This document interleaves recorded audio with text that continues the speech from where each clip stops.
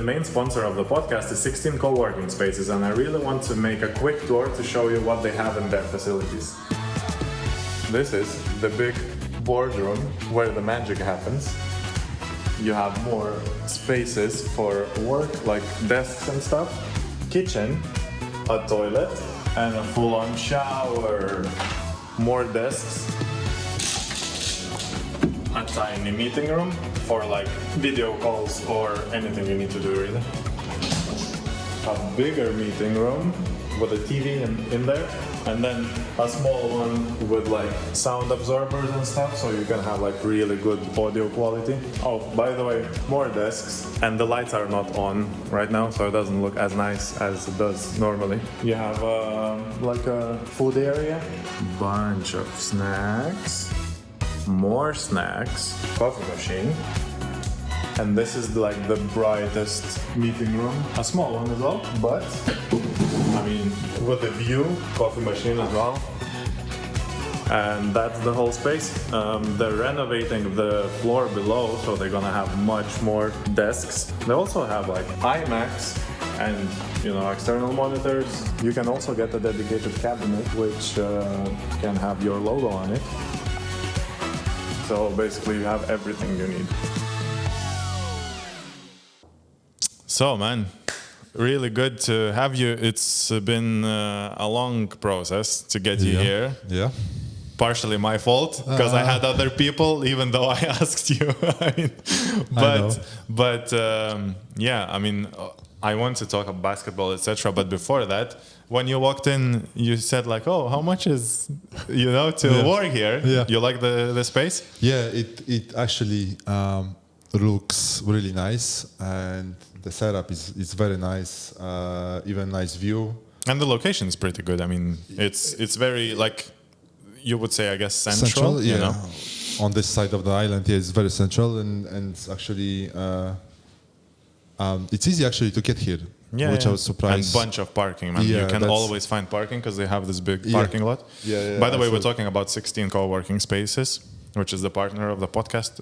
Really grateful that they let me use this with the facilities, etc. But they have everything like meeting rooms, showers, kitchen, toilet, whatever you need, like snacks, etc. Networking events, which is really nice. So it helps you.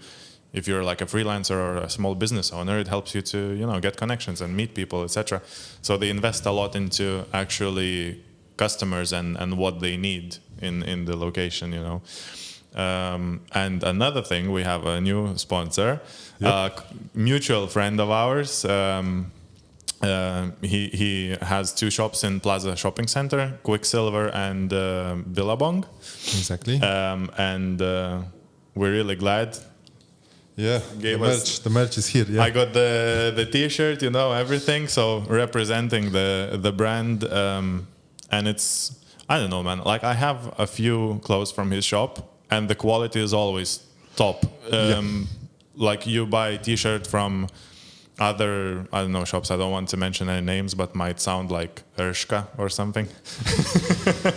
And you wash it, and then like 3 washes, that's it. Like it's gone. Yeah. And with Quicksilver, because I have Quicksilver, I have some other brand that he sells. Roxy, I think. Yeah. But those, like, they keep the quality. So maybe. It's always been like that with those brands. So yeah, I really like them as well. I have a few things for my daughter. She loves them. Yeah, she actually walked in today with the Quicksilver T-shirt as well. And listen, the fanny pack, man, rocking the fanny pack. Yeah, we need to. Like Dwayne Johnson, that picture where he's like with the chain and everything. I want to get one for Ben as well. Like a baby-sized fanny pack. Oh, they probably do somewhere. Yeah, would be so cool. Yeah, but I'm really, really glad that we got Quicksilver on board. And man, let's start. I mean, obviously, I could introduce you, but I think you would do it better because we're gonna talk about basketball mostly because you were a professional basketball player for 11 years, if I'm not mistaken. Yeah, I never got it right, to be honest, because it's kind of ended in a half season.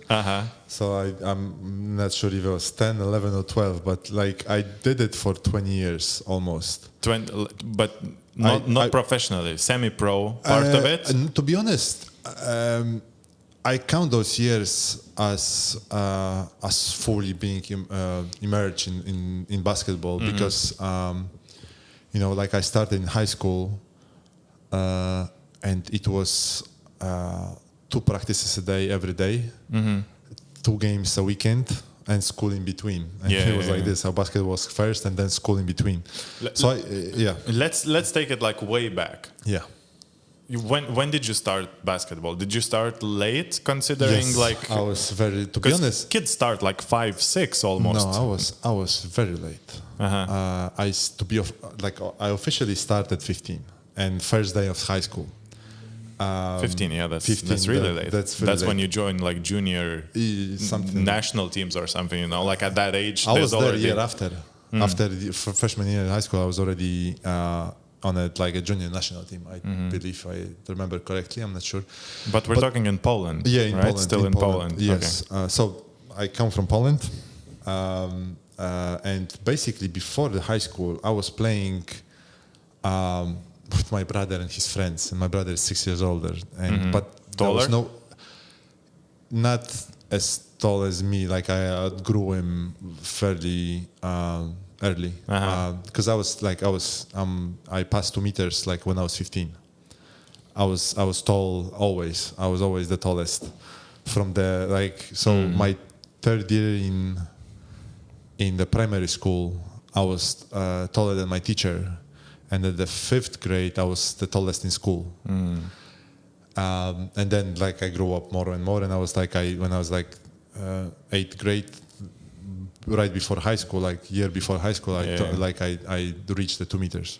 But it's such a weird time. I remember I had a few kids in my school like that, who was 2 meters or close to 2 meters, but they're so skinny, and the face is still like a baby face, So I was the height is as a man kind of thing, like a grown up, but you look at him and he's very clumsy, there used to be this dude that hits his head at the top of the door frame.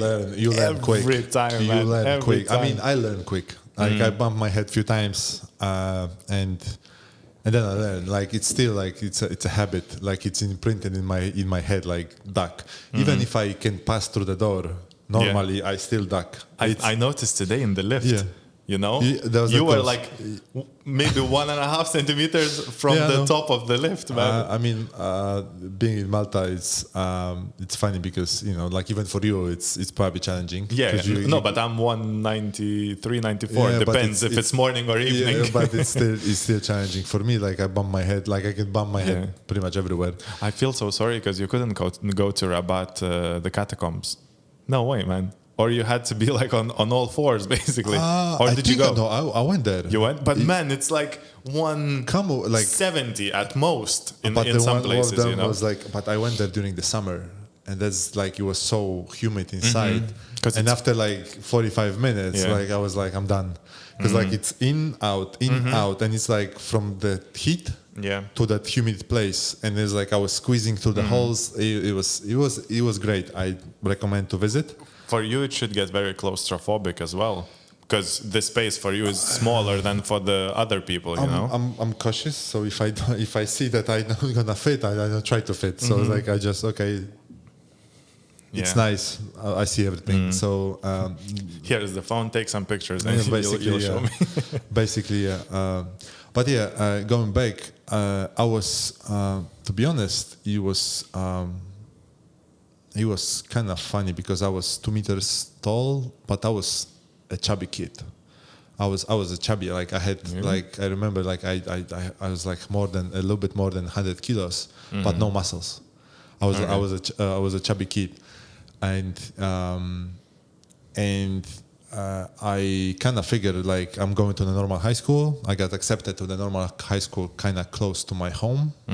Where are you from? Which city? It's a small town up north in Poland, like close to the German border. It's called Kamień Pomorski, which is like it's a very historically a bit of significant place because it was like the first cathedral, kind of like it was like this Catholic kind of place old days. Okay.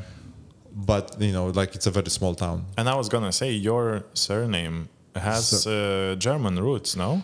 Actually, because I know. That's funny because yes, it sounds like it has German roots, but actually my family comes from like let's say from my dad's side, it's more like Ukraine.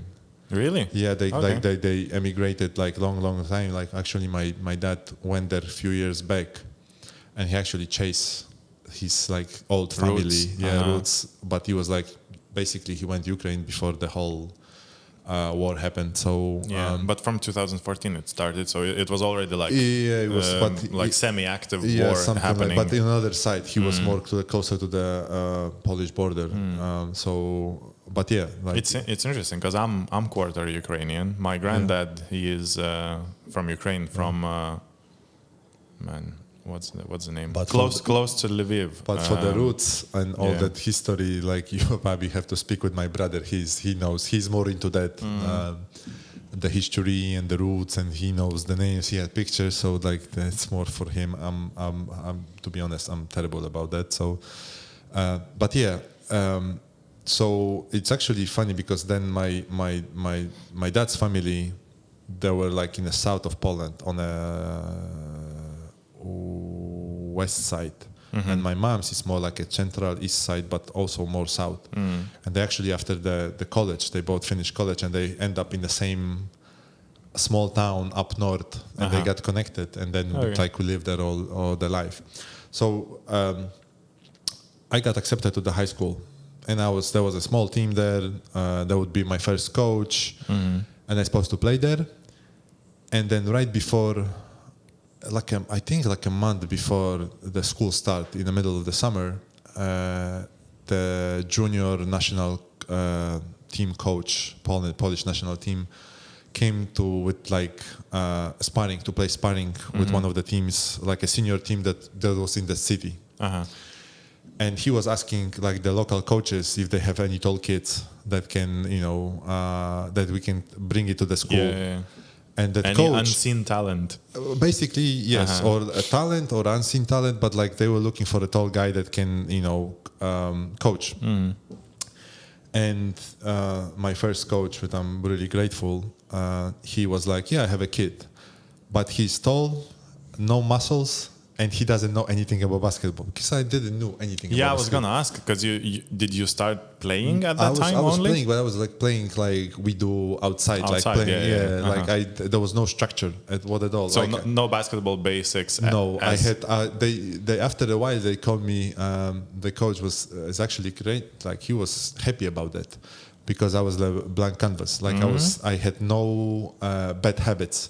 Because after a while, when you practice anything, you learn some habits that you use later on. Now, like for example, in any job or any sports, it's based on habits. Yeah, I had none, so he could do whatever. Like he could mold me to anything that. It's like raw dough. You just basically form it basically. Yeah. So he was like, yeah, I take him, and my parents was like, you want to go? And I was 15. I was like. And that's kind of story of my life. Like, yeah, I try. And I tried, and they just say yes. Basically, yes. I said yes, but they assure me if I get homesick or I didn't like it, I can come back like after 2-3 weeks for whatever I want to. The original school have a place for me, and I can come. And I was like, okay, cool. And that sport high school was like 600 kilometers away from my hometown. And I was 15. It was a boarding school. We live in a dorm. A bit stressful. 25 guys live in the same place. My my class photos, ridiculous, because we had we started I think 11 or 15 people, and there's 8 of them was above 2 meters. The whole school was 25 people, something like that. Because people drop after every year. People usually drop. But because of the grades, or because of the basketball performance? Basically, those main 2 reasons was you didn't make a cut as a basketball, or you get homesick and you want to go back. It was honestly, it was 2 main reasons. So you could be playing and thinking oh, maybe I'm pretty good, and then they just come one day and say, listen, you're not good enough, and you can go. You knew you are terrible. Basically, the coach would let you know during the practice that you're terrible. If you didn't play a lot, or they didn't give you a chance, or they stopped giving you a chance, that was the big signal that you might not be that good, or you didn't make a progress. If you had anything in your head, basically, where we start practicing and you see other people outgrowing you and being better, and you didn't move along, that was a big signal. Yeah. There should be a big signal for you that you're doing something wrong, or something is not quite well. Yeah. But from your perspective, when you were there, the guys who constantly got better were the ones that put extra work, even after the practice they would stay and shoot and do we didn't have time or it was just the talent of some people that helped. We practice a lot. That's the thing. There was it was all days. It was 2099 2000. So work was there because we practiced twice a day for 2 hours. Morning and after, and school in between. Every day. It was there was no days off. Weekends off. Games. Okay. We play games, and there was a lot. We could play 2-3 games a weekend. When not the first year, but the second, third year, and fourth year, we play. It's teenagers don't need recovery, kind of thing. Basically, it was we run in the morning conditioning, and in the afternoon we had games. Yeah, but I mean, I understand. As a teenager, you're you still have more energy than you need, but you need time to recover, man. Because if you burn down your body, it's not good. Now it's that. We're talking about the old days. There was no recovery. There was no concept of recovery. Is go sleep 8 hours a day. When you were above 18 or 20, you play pro, you go get a beer, and that was your recovery. Basically that was the old ways of doing things. Now it's you practice less, more intense, and you recover more than you actually practice. Back in the day, it was the other way around. I was in some camps when we practiced 4 times a day. Yeah. And there was after 3 days there was a half of day recovery, and and people was fine, or not really, but yeah. They pretended to be fine. Yeah, basically, yeah. It's you couldn't walk in the morning, and the most of the days, your body basically adjusts. You cannot run most of the day, and then but then when the practice comes, your body is magically, hey, let's practice, and it's you move a bit.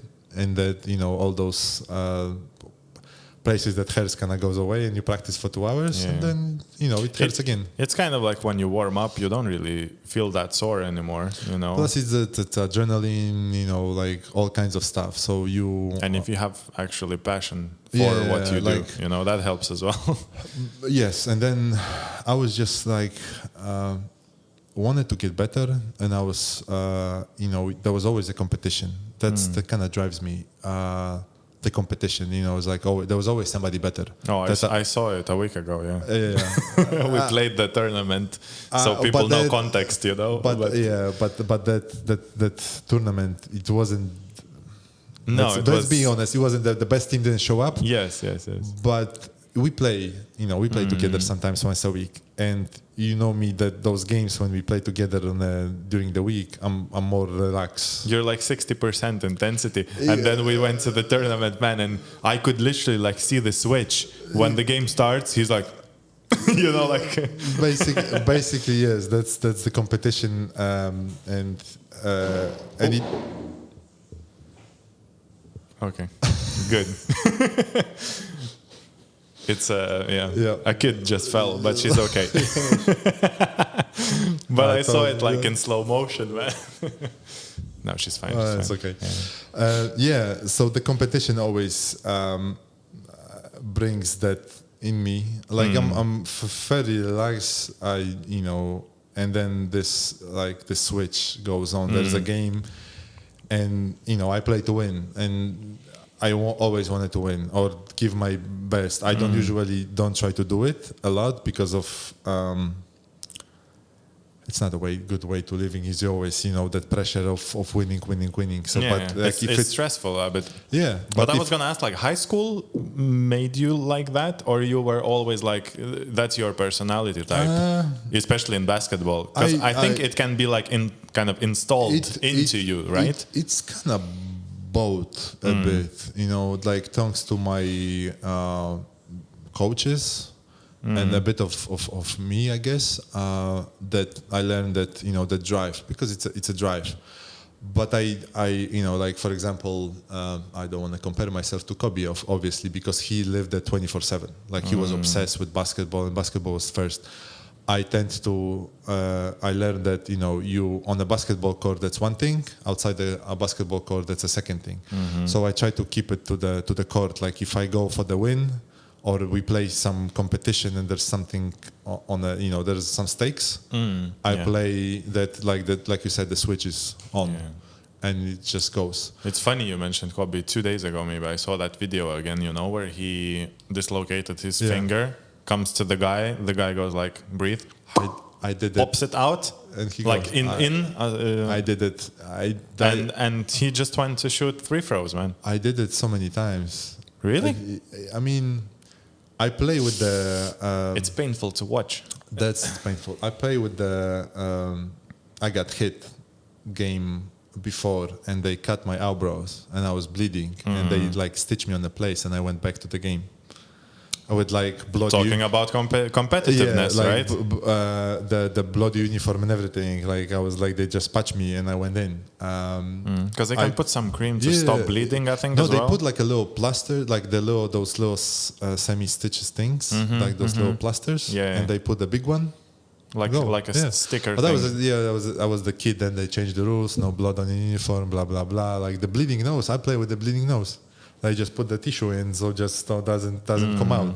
Go on. Crazy. Play with the like sprained ankles. Like you're on such adrenaline rush, you don't feel it. Like you sprain your ankles, you.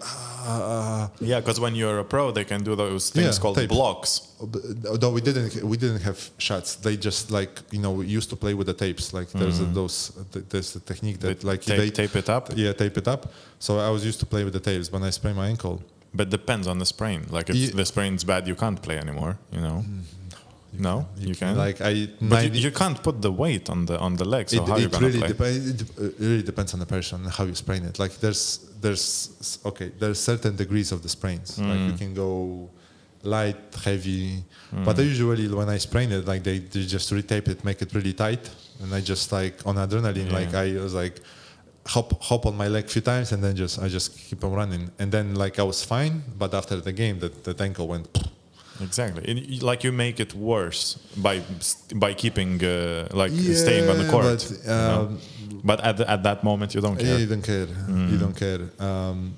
So yeah, it was stories like that. But again, that basketball during the practice or during the games. That obsession and the drive, it's there, and I always had that. Maybe not in the end when I was 34 plus. The last season you can get tired, but that's end of the career. But in high school, like I could the games always was fun. There was no pressure, no competition. I mean, there was some pressure, but there was competition. You're competing with each other. Yes, within that circle. My high school was like, they brought. It was like a 95% of the best talent in that year, those years in Poland. So like I had the best competition. So when we play outside, it was like easy work basically. And then they actually put us in high school. They put us in a first and second division of pros.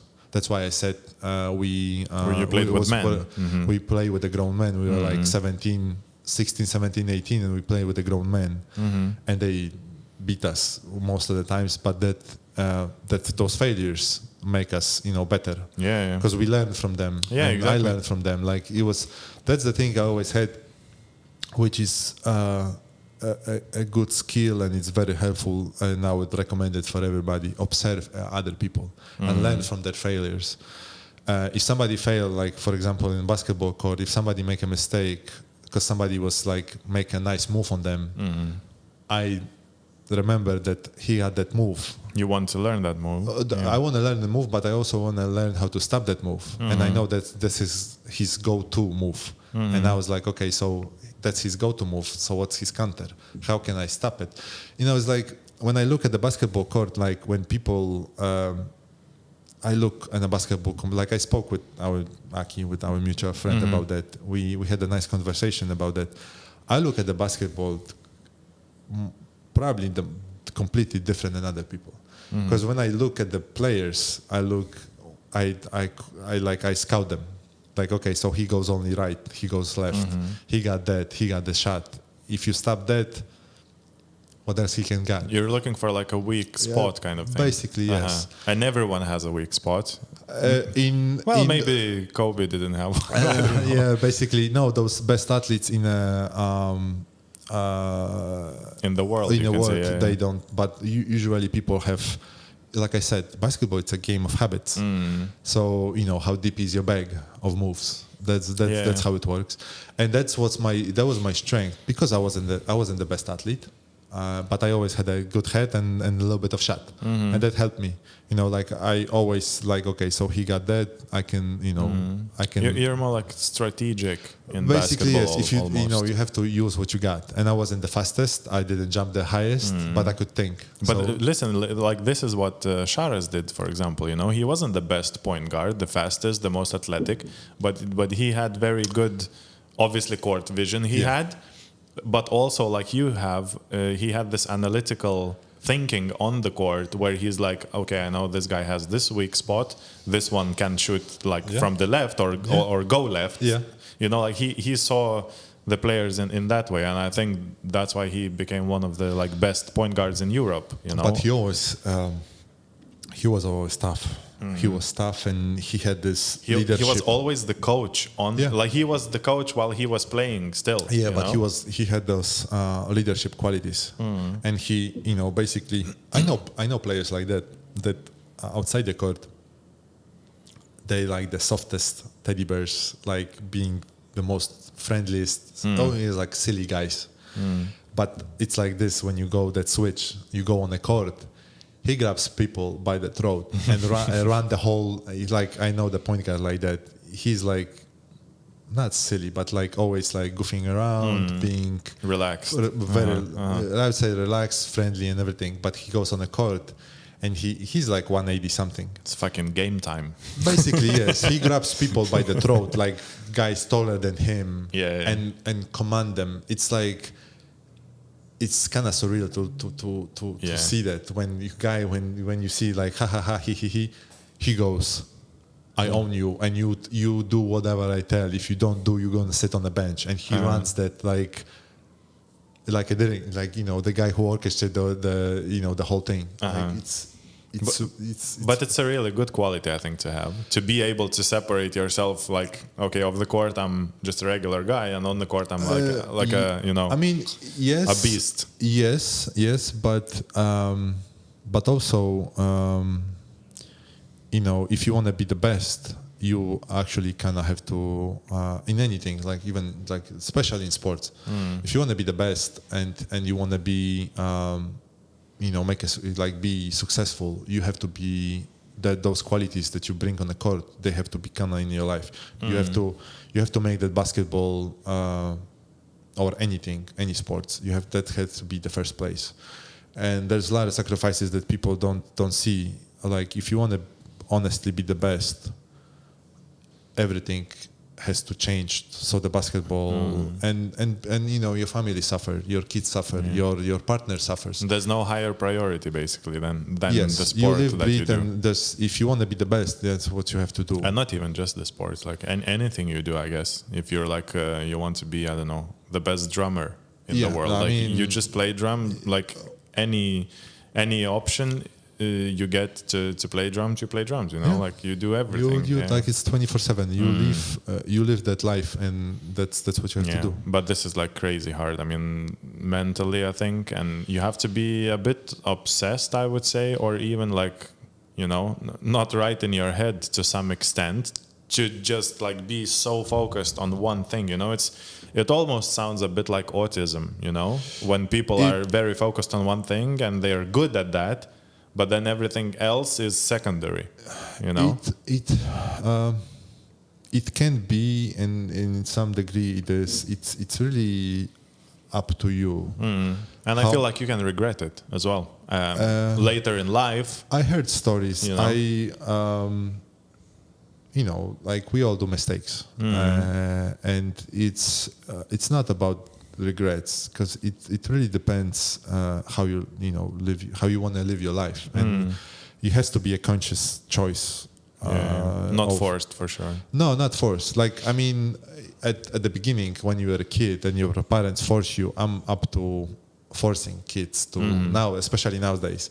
Because like when I was a kid, my parents didn't force that basketball. I chose it, and it was a conscious decision.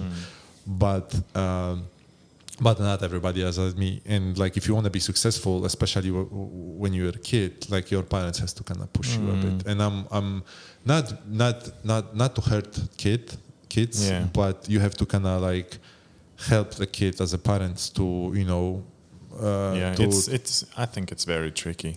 It is to find that balance where you're still a friend. You don't become an enemy because you're pushing, you know, and even the kid.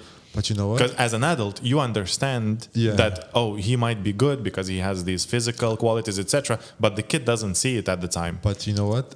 9 out of 10 times, listen to the athletes. Or check the athletes, the old ones, especially those who were pushed when they were a kid as a they were pushed from the parents. Like Shaq story, you know. Yeah, Shaq. There is a famous a good Polish tennis player, a woman, and her dad, like they don't have a relationship right now, but she's very successful. She was she's retired. And her dad pushed her crazy, and now they don't have a relationship. But she respects that in the end that was pushing, and being a coach, not being a dad, make her successful. Yeah, but I don't know. Like personally, if I would sacrifice the relationship with the kid just to see them succeed, it's very difficult as a parent. It's an individual decision, that's choices that you have to make as a parent and even as a kid, And there's always a risk that they won't make it as well. No, of course. But if you see that they can be good at it, that's the problem. The problem starts if the kid is not good and the parents keep pushing. That's the big end. But if you see the talent, and you see that the kid can be great and is great and is developing and going up, it's always to the certain age you're just shooting for the stars basically. Always go up. You have to always improve. So if you see that the kid is going up, you have to push. The problem starts if the kid it's flat. And you see those parents yelling at the coach like, "Hey, why he's not playing?" Yeah, because he's not good. Exactly. And he's not getting better as well. So if when you push, that's a problem. That you want to be your kids what you never achieved as a parent. That's the problem. Yeah, when the parents put their own dreams on the kids, that's like the worst. Yeah, man. exactly. And they see only that, but they don't see that. Oh, the kid maybe is not good at basketball, but he's really good in music. You know, and you kind of deny it. You just want him to play basketball because you wanted to play basketball. So basically, So if you don't, if you see that and that you're doing, you're actually hurting the kid. But if you see that the kid is good, you have to. I would say you have to push him a bit and make him work, because all the talent in the world you have to work hard. That's the principles you apply with your daughter, or not yet. Not yet. Is she into sports? Yes, she is, but we are in the now. I would say that we are in a part when she tried to find what's her favorite, and she's more, to be honest, she's more artistic. Like she likes to sing and dance and do those kind of things. Girls, man. Yeah, basically, basically yes. And she's tall, and I can tell she has. I can tell she can be good in basketball, volleyball, any sports like that. And I need to be better, and I need to teach her the way, basically. Yeah. No, because you were, on that route. I guess part of you wants her to maybe follow some sort of sports, but then, like, again, if you see she's artistic, you're not gonna like push her to sports anyway. I would still push her to sports, to be honest, because sports. Not even for pro, right? No, not just even for to be honest, good quality of life. That's the thing. The sports people, I think I don't know. Maybe they forgot. Maybe they don't realize what sports. I would say team sports. What can give you? The team sport gives you teamwork. Friends. Helps you to go in any situation and be able to speak, make action, and not be in the back. Like it can give you a good qualities in your grown life. It teaches you basically respect to your elders, to your coaches, to your parents. Some sort of discipline as well. Exactly, and it makes you team sports helps you to follow the commands. It cannot be all that. Like it can help you to become better. So I would say the sports, it's a good thing. And to be honest, not even she's all that. Good. But to be honest, if I could say that I have a dream for her, I would say to be good at sport, to get, for example, a scholarship for the university in States. That would be something that, But this is pretty high level. I mean, you have to be like pretty good to get that, no?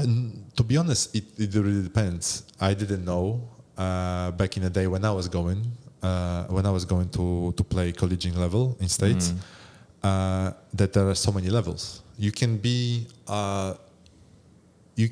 on a very, very, very high level, or you can be on a low level, still have a scholarship and still have education and still be, exceeding life with that. It really depends. But the scholarship is lower? Like you get less, I don't know, no, coverage? No. The scholarship is the same. It's called full ride, basically. So they pay for like your school, your food, your accommodation. The travel expenses. Do you have to give it back? Is it like a loan thing? No. That's the scholarship. You don't like when you are a regular person and you want to go to States and go to college. It's a paid. You have to pay for everything, and you have to have your own money to pay for everything. If you have a scholarship, expensive. It's very expensive.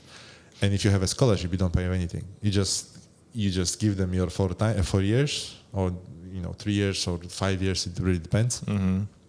And you just compete and you do your best, you practice, and everything is paid.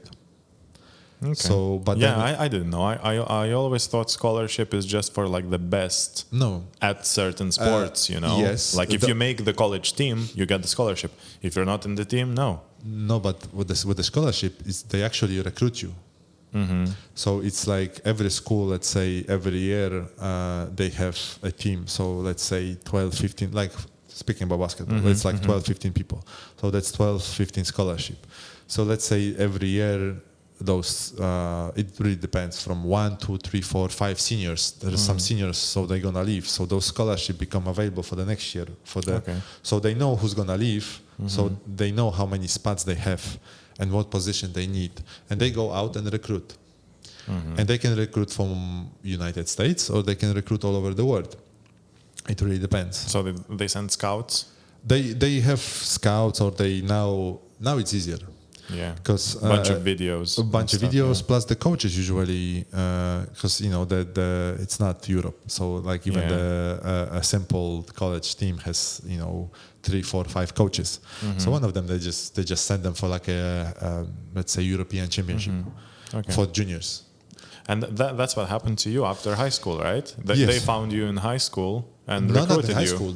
I think they found me in because I was playing in a national team. Okay, that's where they saw you. I don't, to be honest, I don't know. Like plus one of the guys who in a college,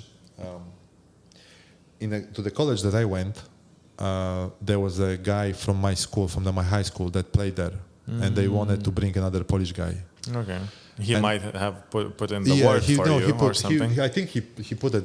They sent the videos. They got some. Apparently, they had that. I didn't send anything. They had. They watched me on some tape. And this is listen like before YouTube and stuff. But that's all days. So no YouTube, no. Basically, no YouTube, no videos, no online no videos, phones, nothing. no online. There was emails. Was like. Yeah, there was emails. And emails was high tech, basically. Oh, yeah, that was like to get the email account was like really. It was. There was no communication. Like there was no Messenger, no WhatsApp, no Twitter, no. Facebook, I think, started when I was in college. So Facebook was 2006, I think, or 5 or 6, something like that. And just before I forget, if the player gets recruited, for example, in your case, does the coach make money in some way? Because he kind of brought up a good player. No, coach already makes a lot of money, so it doesn't matter. They have a contract. Not the college coach, the one that was with you in Poland. Or let's say if the coach contacts colleges and that player ends up there. That I don't know. To be honest, I don't know how that works. If the coaches, because the college sports usually should be amateur, so there should be no money. But it is what it is. There's a gray area there, the big one, but let's not talk about that. For example, my original club, after the college, when I came back and I played pro in a different team, they should get some compensation. But the college or the coaches from the university, there's no apparent. I don't know. To be honest, I have no idea. So you were playing national team. National team. And we play European Championship. There was like I was born in '84, and that was a good year. When we played the finals of the European Championship, there was some names that you might heard of, the Greece Sotsanitis, Sophocles Sotsanitis. We played. That's the big dude. The black guy, right? You played against him? Yeah. Crazy, man. I play against him. Who else there? There was a Croatia-Slovenia finals, I remember. Lorbek brothers. There was some people. Good generation of people who actually made it. Some people play in NBA. I play Lithuania. Jankunas? He was at the junior national team at that time? Yeah. Okay. I play against him so many times when we were kids. I didn't like him. He was a rebounding machine, and they usually put me on him just to box him out. I didn't have to do anything. I just have to keep him out to not get the rebound. He had this quality like Dennis Rodman had. Yeah. He knew where to stand to get the rebound somehow. He used to run baseline on the block. Just from one line, he was just boom, boom, boom, boom, boom, boom, and he always got the rebound. And they told me don't worry about the ball, just box him out. And I was running behind him. So so there was those days, and we actually we got a little bit unlucky, but we compete and we made it. So that was good. And then after those years when I was a senior in high school. I had 3 offers from, basically US college, and I had a contract on the table from the pro. Being 18, 3 years, You mean a contract to stay in Poland? To stay in Poland, so play not pro. go to college, Yes. go so to I pro had straight away. I had like 4 scholarship on one side and a 3-year deal with more money than both my parents made in the year. same together Uh-huh. a month. And for 3 years, money going up. Mm-hmm. So every year they increase the. Okay. And then I was like. And 4 scholarships, so and you could choose like from 4 different schools, yes. colleges. But something, 4, 3 or I don't. It's a long time ago. I say 3. By that time, did you have an agent? No. Someone to represent? No. So it was all you and the my parents. parents, yes. And my parents basically old school, so you need to go finish school. Yeah, education first. The education first. So I was like, but I can make that money and go some, the team gives me some, basically bullshit school, right? So I can just have a piece of paper that I finished school. And I was like, no, you have a chance, go. And I'm like, it's going to be adventure. Let's go. States, yeah. You see America. America, yeah. Coming to America. I chose the best school I could from those offers, whatever I could find on the school, like let's say on the internet or for some things. I chose the best school. You knew that guy who was there already, yes, the Polish guy? I knew. So you talked to him before you went? I spoke with him, but he was there, and he was 4 years older, so he actually finished the school when you started. When he wasn't there, we kind of overlapped. So he was gone, and I came. And he played for basketball. Yeah, he played, but he was an athlete, man. He was an athlete, and he fit that school perfectly. And he actually made a great career. He play all over the Europe. He played in Spain, Italy. He played, I think, in Russia. But like EuroLeague level or lower? I don't think he played in EuroLeague, but I think he played in some cup, some other like European Euro Cup, yeah, kind of. something like that. He played that. He he was a really great career for him. Yeah, but same position. Or he was like 4. He was 3. 3 or 4. 3, 4, and then I think he plays sometimes 5, but like as a assignment, I guess, not full time. But he was small. He started as a 3, but imagine that he was taller than me, skinnier, runner. He could jump out of the gym. Nice shot. Shout out to Michał. What's the full name? Michał Ignerski. Ignerski. Okay, I want to Google him. Yeah, but he.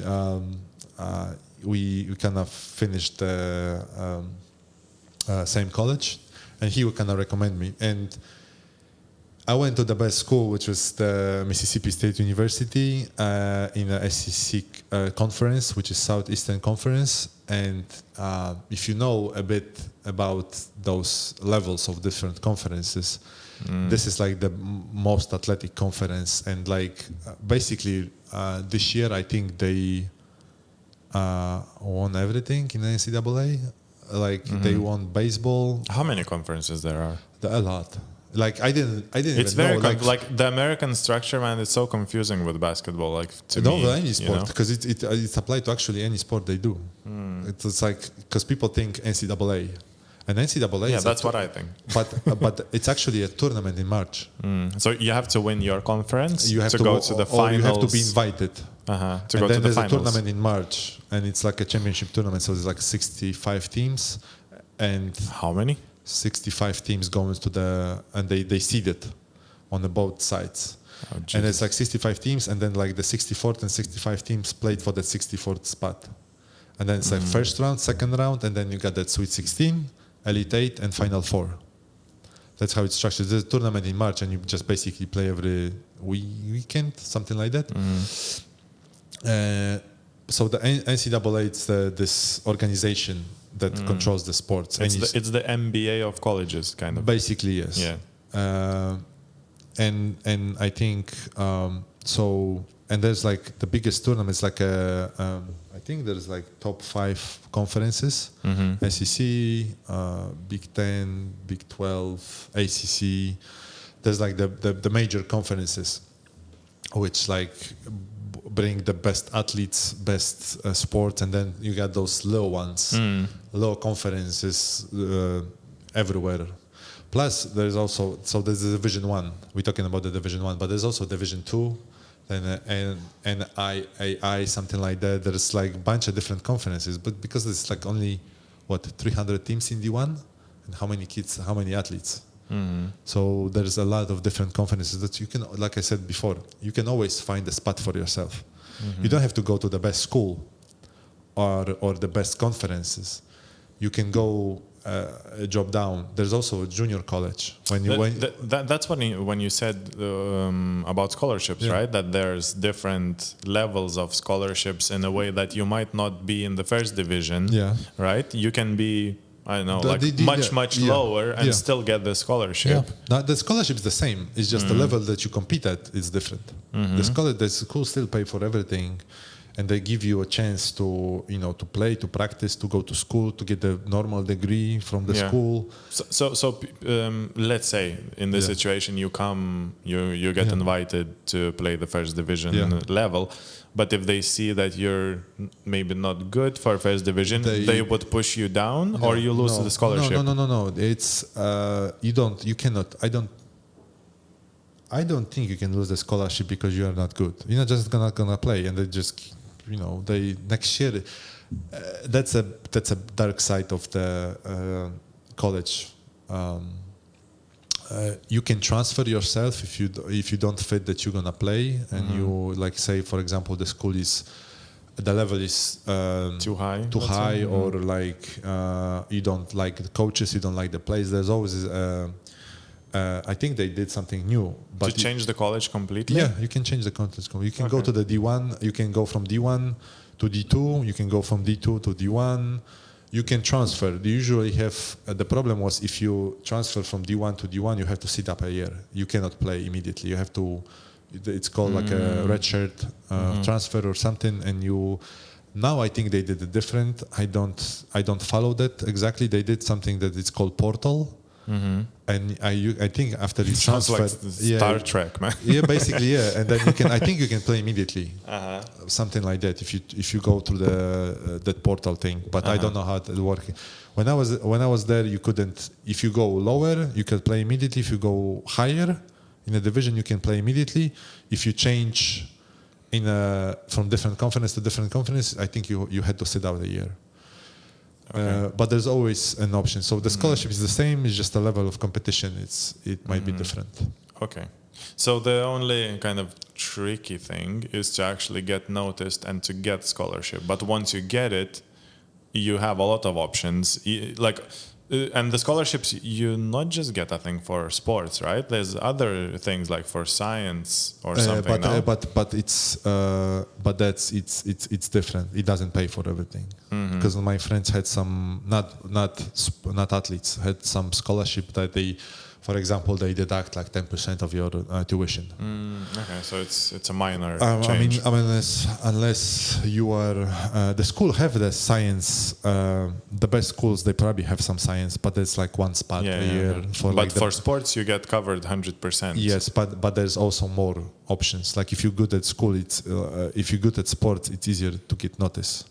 Because for the smart people, there's a lot of them, and there's only one spot. So it's different. And not every school has the science or anything, scholarships like that. See, that I had completely different understanding of scholarships and how it works. Now when you told me, it's much not easier, but like you have more options, like you said, I mean, if you are good at sport that is played in college, because they do everything. They do soccer, they do football, American football, soccer, football, normal football, European football. Then they call soccer. Normal. Then they get the American football, which is not played here, but they have the what is called the sprinters, the runners, those things. They have volleyball, they have lacrosse, they have tennis. Volleyball, like they do everything. That's what I did, because you were talking about team sport and how it builds your I don't know, the understanding of teamwork, etc.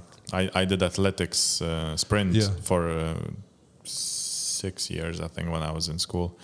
So like I had completely different idea of sport I was like, I'm happy because I'm like responsible for myself only, you know? Like if I run that 100 meters and that's on me. You know, like I'm not responsible to any teammates, nothing. You know, you kind of have teammates because you represent the same city or the same club. You have say. team, but it's not. But what you do, it's only you on that track, on that 100 meters. That's you and your legs, basically. You know, and then like just later on in life, I kind of fell in love with the basketball and the team factor and the friendships that it brings, you know, because in athletics I didn't really have that, you know. So it's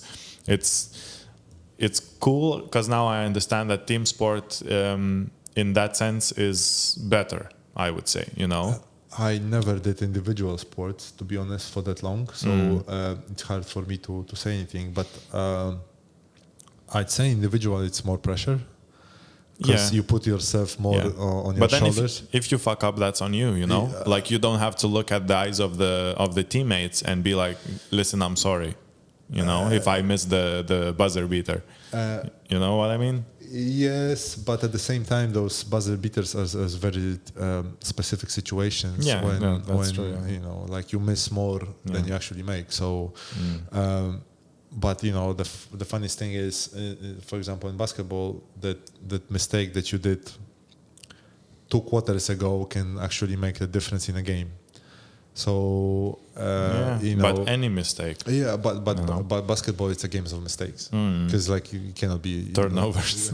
No, that's not even that. Like even not the turnovers. Like somebody score on you, you probably make a mistake somewhere in defense. You know? So that's the game of mistakes that you have to exploit. Basically, being on offense, you you exploit any weaknesses, but it's a game. Like I said, it's a game of mistakes. Yeah, that's true. Yeah. So listen, leaving the sports factor in college a bit on the side, how was the experience in general? Because obviously coming from Poland, which is post-Soviet country, all that upbringing, and then you come to States. I don't know how big the college campus was. I guess it was like insanely big, right?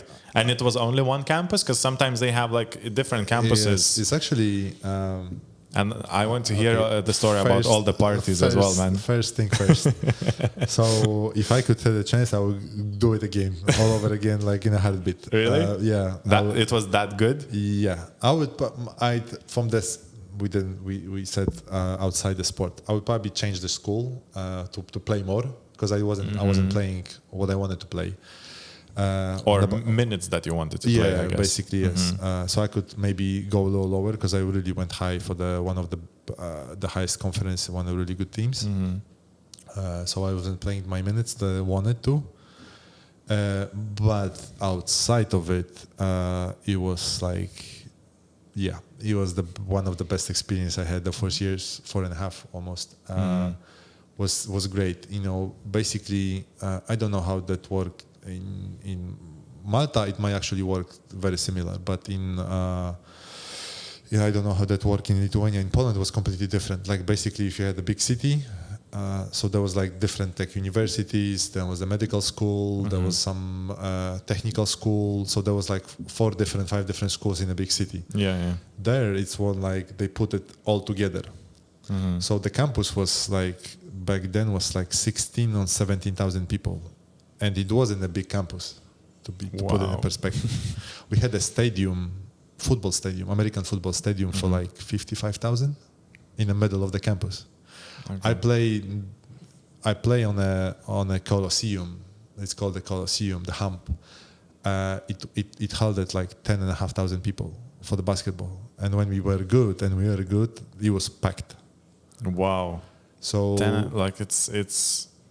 Okay, no, because I can imagine Žalgiris Arena, right? Yeah. 15,000 people, so a bit less than that. They had the Kentucky, Kentucky University. I know Kentucky.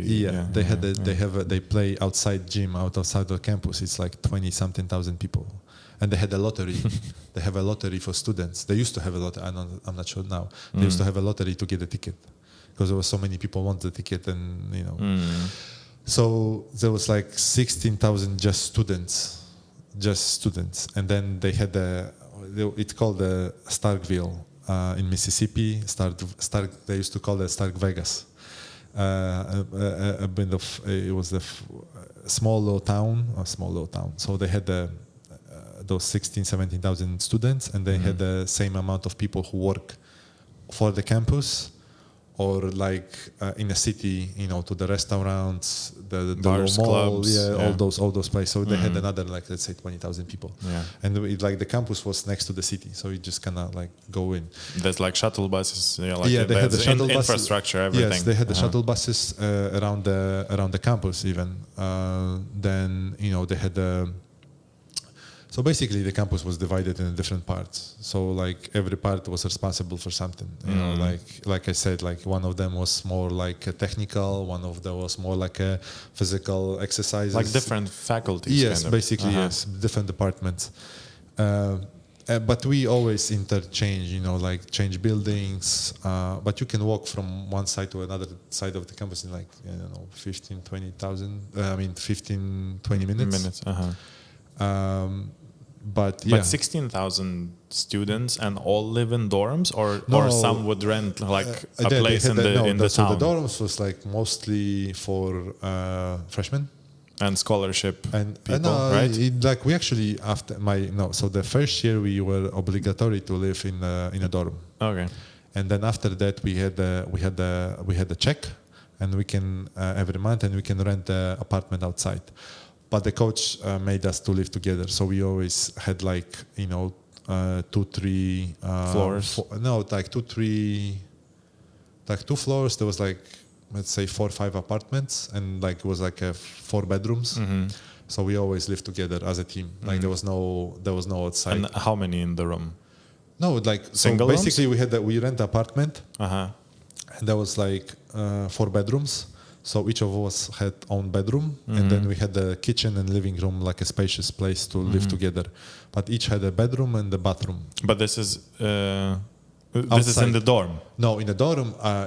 Actually, my first year I lived with one of the guys on the team. So two beds in the room. Yeah, 2 beds, like a small sink to wash up, 2 desks, 2 closets, and then like a public bathroom, shower, washing. Shared. Yeah.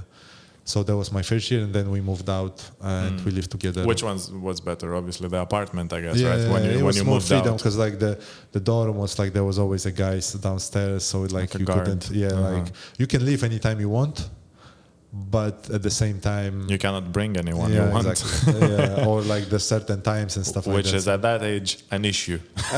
Basically yes. Okay, but, cool. But for me was like you mentioned, I came from Poland. It was funny because English was an issue as well, because I wasn't good. I was thinking it's awesome. I was thinking I can speak perfect English. Like I speak London, But no, I took 3 years in primary school, 4 years in high school. We with the national teams we were traveling over Europe, so I had to communicate in the hotels, on the teams, referees, all those stuff. So the confidence was there. Maybe vocabulary was a bit. But I went, and then I went to the south, and south has a specific accent. They say specific way of talking. And let me just say that I didn't understand nothing. And there was I came 10 p.m. I remember I think I came like at 9 or 10 p.m. in the evening. They put me in a dorm. Next day, 8:30, I was in a class. There was no adjustment period. I show up. Next day, I was already late for school. What about jet lag? Who cares, man? I was 18. But you're young. You're young, you don't care. Yeah. So they put me in school immediately. I didn't understand nothing. Like in the class, what class, the teacher was saying? I had the coach who was talking. I didn't understand him for 6 months. I had the assistant coach who was talking. No, actually, not only me. There was a lot of people who couldn't understand him. But for the first 6 months, the first time we spoke, and he asked me that 2 years later. Remember when first time we talk? I said yeah, and he's like, "Did you know what I was talking about?" No, I just smiled. Yeah, I was smiling, and it's like yes. So my first, I think 3 months or 4 months in college, my whole conversation with me and somebody asked me was like, "Where are you from?" No, somebody say something to me. I was like, "What? Why? Oh, I don't know." And that was the whole conversation. Like there was those three things But I could say. when you came, were you the quiet guy just because you felt that you cannot communicate? So I'd rather stay quiet. No, I didn't understand people. Like I couldn't understand. Basically, when they were talking, I was like, and then is it such a heavy accent to understand? It is. Plus, my vocabulary wasn't there, and then that's heavy accent, and like I don't want to generalize everybody, but like people in the south a bit lazy, so they like make it short, and it's kind of like slangish way of talking. They're very nice. And you whatever, it's like kind of like in Malta, like you go in and it's like, hey, how are you? Have a good day. all those things. In Malta, they're at the point where you like go in, you ask something, and he goes like, and it can mean anything from yes, no, maybe, no. I will check. Like it can mean everything. He's like, no, but usually when you go to the store or you speak somebody and you say, hey. And they was like, hey, how are you? Or something. They give you. So in the south is even more that. But I couldn't get a grasp for 3 months. I wasn't out 3, and then like from the third month, your ears to adjusted. 6, it came and it clicked, and it. That's why I always think and say that if you want to learn new language, and you are not skilled in acquiring and learning a new language, go to that country and like leave everybody who speaks your language. It takes a lot of balls, to do that. Yes, true. But it helps. Like if you want to learn language, you just go to the country and stay there for 6 months. I don't remember which guest before I already told the story, but I had similar experience going to UK. We landed in Stansted Airport, and I was like I graduated school with a English exam was like 92 out of 100, which is really good. I was like, I'm good. And then we get off the plane. We had to find the coach bus, like a station, and it's because Stansted has like different levels, and it's like underneath, like it's a bit tricky to find. And then there's like this random lady smoking outside. We went out of the terminal, and just to ask where the coach station is, I was like shaking, and like I couldn't even make the sentence. Not because I didn't know the words, but because you're actually in England and you have to speak English to an English person. Everything changes. It's not just in class with your teacher, like it's different. And we went to Midlands. They have this thing where they say not Monday but Monday, Sunday. Like there's it's not slang but like an accent. It's changed a lot. And like 2-3 months in the beginning, it was like I don't know what you're saying. It took me 6 months to order a sandwich in Subway with the toppings that I wanted, because they couldn't understand when I was saying lettuce or tomatoes. So I was in the end I was saying, like, if they after a while, when I went once or twice and I tried to say those toppings that I want, and they didn't understand me, I said just give me everything, and they couldn't understand everything. And it took me what he has basically it took me like 6 months to start picking what I want. And they could understand me. So it's a struggle like that. So it happens. So But listen, you like if you fall out of the boat, right? You either swim or not. There's no option. There's no coming back, and I couldn't just be like, "Hey, I'm missing home." Because I can't talk English. No, but like it was one of those experiences that make you tough. So I loved it. In the end, they like my accent, I like their accent, so it works perfectly. Did you pick up some southern things? The whole y'all, the always being polite, always say, when speaking to somebody, was like somebody older was like, yes sir, yes ma'am. Those low things. When I, even when I talk to somebody older than me, I always try to, add that sir, ma'am, that the little things. And then being on a team in the south with we had 15 players, and 10 were foreigners? Not foreigners. No, black from South. Black and South. So I picked the slang.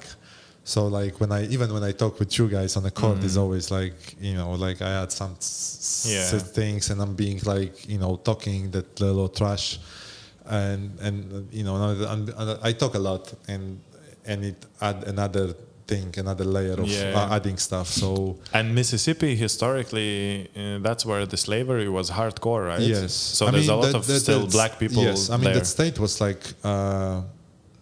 The Mississippi, when I was there, was like I think there was the biggest percentage of black people there.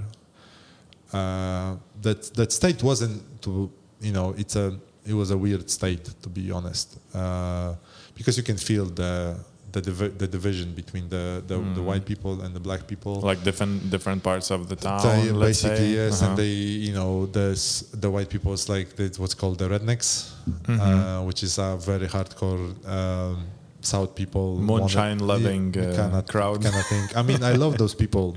Don't get me wrong. They're very simple, I guess. A lot of times, Not simple. I would say they just want to live their life, and I love them, and I have many friends, and I will go there anytime if I had the chance. I will fly there because I genuinely really enjoy being there and live there, and it gives me, another great experience in my life. Did you ever go back after college? No, I never had a chance, mostly because I was a bit lazy, I guess, because my visa ended.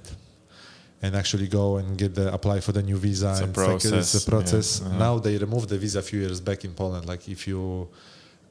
now you don't. If you go under 6 months and you're a tourist, you don't need a visa. Like they can still tell you like no, we don't let you enter the country. Really? Yes, but like you don't have to apply for the visa.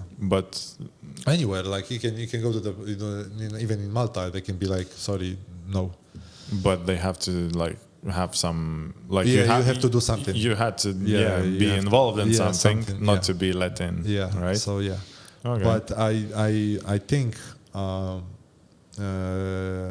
I'm getting to the decision, and plus obviously back in the day the whole plane and the trip, it's costly to be honest. Expensive. Yeah. Now it's much simpler. I guess. So now I'm let's say maybe in a couple of years I want to go visit. Yeah. Man, I checked now from Malta to Lithuania, same price as from Amsterdam to New York. It's that cheap, let's say. But also when I was playing, the problem was I wanted to go when the school is in full on. It's full on, because like when I was playing, like when I finished the season, the school was basically like May, June. The school was on, so the summer the school can be a ghost town.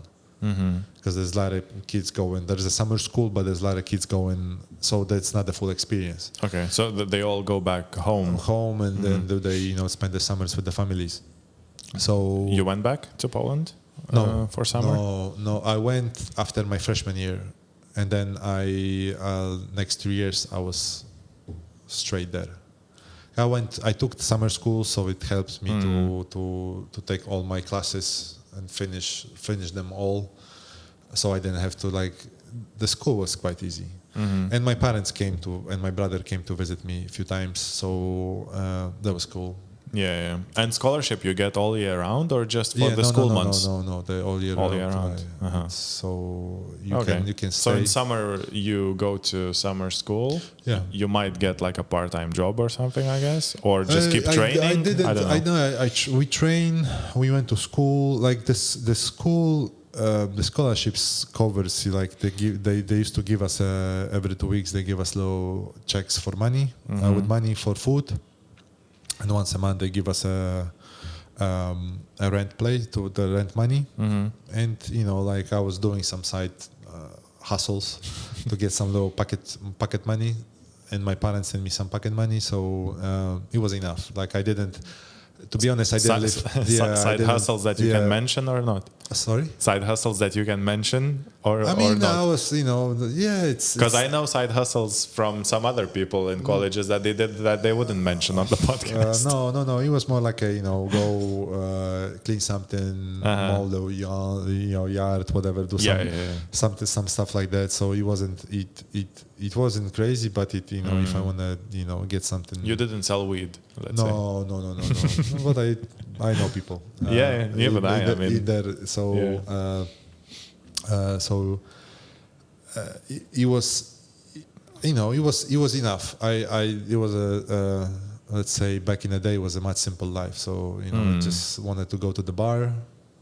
You need a couple bucks. They had the $1 night a few times. So you $1 night. $1 night. So it, like you go in and then you drink cost $1.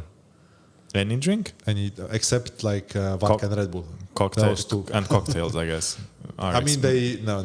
It's a South, man. You're talking about the simple screwdriver was like the highest thing you can get, Really? So there was no fancy cocktails. You go no to the Cuba Libre for you. I don't. Never. If you ask, they would be like, "What?" I don't. To be honest, I have no idea.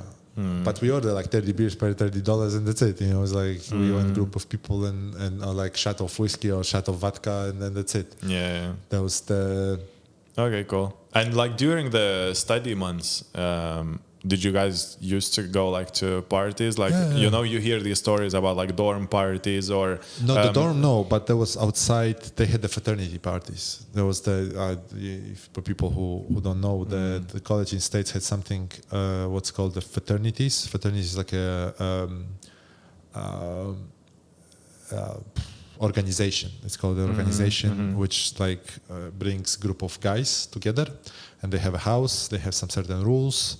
They under the same banner. You see those in movies, exactly. About college. So they have for guys they had the fraternities. For girls they have sororities. Sorority house, And so basically sororities gets very like more strict. Like no guys inside, blah blah blah. They nice, pinkish or reddish or any nice colors, and the guys is usually. But what unites them? They do same sport or they? No, it's like how do you join? Let's say what's the word? Fraternity house. How do you join that house? To be honest, I don't. In the end, I don't know. So you weren't part of? No. Like my fraternity was my team. That was my guys. And your floor of the guys. Or there the was apartment. There was some guys who like was because you can be a walk-on on a team. A walk-on is the guy who doesn't have a scholarship, but he practiced with the team. He's in a team, but like he doesn't play a lot or don't play at all. But he's good. He can, and then there's open scholarship, and the coach sees him that he can grant him a scholarship. So we had a few guys that was walking on the team, and I think a couple of them was in a fraternity. And I think you can get recruited, or like kind of recruited, or you apply for them. And if you have, for example, any good qualities, they can grant you to be part of the... And those qualities get decided by the members. I guess. I have done it. I do not know how. Usually it's also it's a historical things that they do. There's people know each other. There's organization people usually who finish them. They follow them so they can. If your father was in that fraternity, you're probably gonna be in the same fraternity, kind of thing. Okay, so it's like generation to generation almost. A bit foremost, unless you're not, like if you're good in school or have a you are active in your school, you can be maybe not recruited, but like you can easily apply. They want, let's say, exceptional people. Yes, as a member. Yes, but then you have to have also those people who are there. They usually know they want to be there. It's not like you just walk in as like a geek or somebody. Yeah, but even geeks, they have their fraternity houses as well, but right? To be honest, I don't know. Like we in the South was like more like you want to be in one, and you go and you put yourself in one, or you don't want to be in one, and you're not in one. Okay. So cool. it's like it's a decision. Yeah, people want to be there, and because I'm gonna forget again about the team thing. Like most of the guys on the team, for example, their goal was what? NBA. You come with that mindset, or most of the guys on the team, they would be like, I'm here for education, and I'm just playing basketball on the side, and I'm not looking at to be my career. That's a good question. Did any one of them like speak out loud? I want to play NBA. The best one, the goal was to go to the NBA, but I think did make it. I think I had one guy who made it for like a season or two, and then a couple of guys playing the summer league. Which is G League. No, Summer League is different. The before the NBA they have a Summer League. See how I don't understand American, like the structure of basketball. The G League is like a second division of NBA. Let's call it like this. You can progress from G to NBA if you're good. But you can also, if you don't play a lot, they can drop. Not a drop. They can like tell you to go to the develop. Like you go develop there, you play more, and then if you make progress, they can bring you back. It's like a satellite team for the main one. So if you don't play a lot, they can be like, hey, go play a year or two, and then come back, see what happens. But even G League, I think they pay quite well. No, the G League doesn't pay. That's the thing. Like they don't pay a lot. I don't know how people live. Really? Yeah, because it's not a lot of money. Okay, because we have a few Lithuanians playing there. But we had, I think. I don't know about now, but when I was more interested in that, it wasn't paying a lot. Like, I don't know how people. Maybe they had a contract with the NBA. I don't know. Because a lot of times from G League they come to Euro League. Yeah, because there's a lot of guys recruited from there. So G League is more like Euro League level, let's say. I guess no. It's hard to compare. I mean, it's very different game. It's a completely different game. I would say like this. There's only in a draft. There's only like 65, something like that. 65 spots in a draft. Yeah. There is like 300, 400 players in NBA, something like that. Yeah. And imagine there is like 300 schools. In just Division 1 or something like that, and there's like always, let's say, in average three seniors, and they only want to go to the NBA. What are the odds? And there is another bunch of guys from Europe, they want to go to the NBA. There's not enough spots. So that's why there's a G League, there's why there's NBA, there's why it's a Summer League. The Summer League is kind of like to show off your skills. Like if you get invited to the team for the Summer League, you just play and try to show off. If you're good enough, they can invite you to the camp. Maybe you can make a team. It really depends on your skill set. And then there's also the guys who that's the thing. Like in States, they still think about. When I was there, and I think they're still there. Like you go to the, that's the path. If you're good, because the school is very expensive for the regular people. So you get a scholarship; it's free. So your parents don't have to pay anything. You go to school, you get your normal education. Yeah. But there's a lot of athletes who don't think about that. There's only small amount of athletes who actually think about the future. Because when you are 18, you don't know what you want to do. You love playing sports. You love playing basketball. You go play basketball. When you're 18, you obviously don't think about the. Most of the guys, they don't think where they're gonna go or what's their career gonna be, right? Yeah. So in the team, there was one you said that went and made it to NBA, right? He made it for two. I think a couple years he played there, but he didn't play a lot. He made it to Europe and make nice. He had a good career in Europe, I would say. There was few guys from my team that actually made it to Europe and play good. And had nice careers. You can have a different level of career in Europe. There's like every country has their own league, and it's a different. It's a different, because I think she will start to sing soon. But it's a different level of competition every country. So you can always find something. Something like a Division 1 division, different division in NCAA. You get different division in Europe. Like obviously the EuroLeague and the, let's say, Euro Cups are the highest, like Spanish League, Turkish League, Greek League. Yeah. That's why I mentioned G League, because a lot of guys, they get recruited. They get noticed there, and then they move to Europe a lot of times. Because like G League doesn't pay a lot. In Europe, you can make much more. But the level of competition is crazy. But in Europe, they can, if they go to EuroLeague, it's it's a lot of money.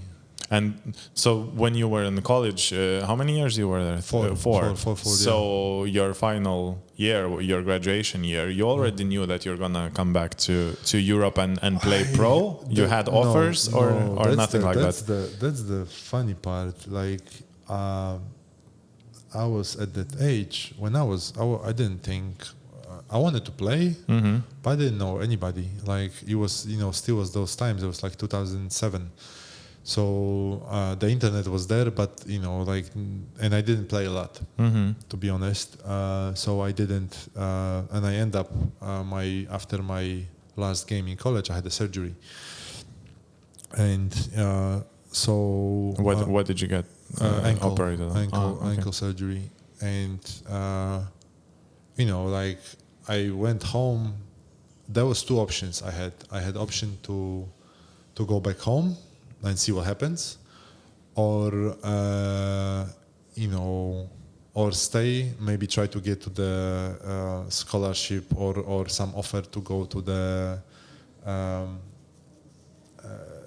school, continue my education and stay. Don't play any longer.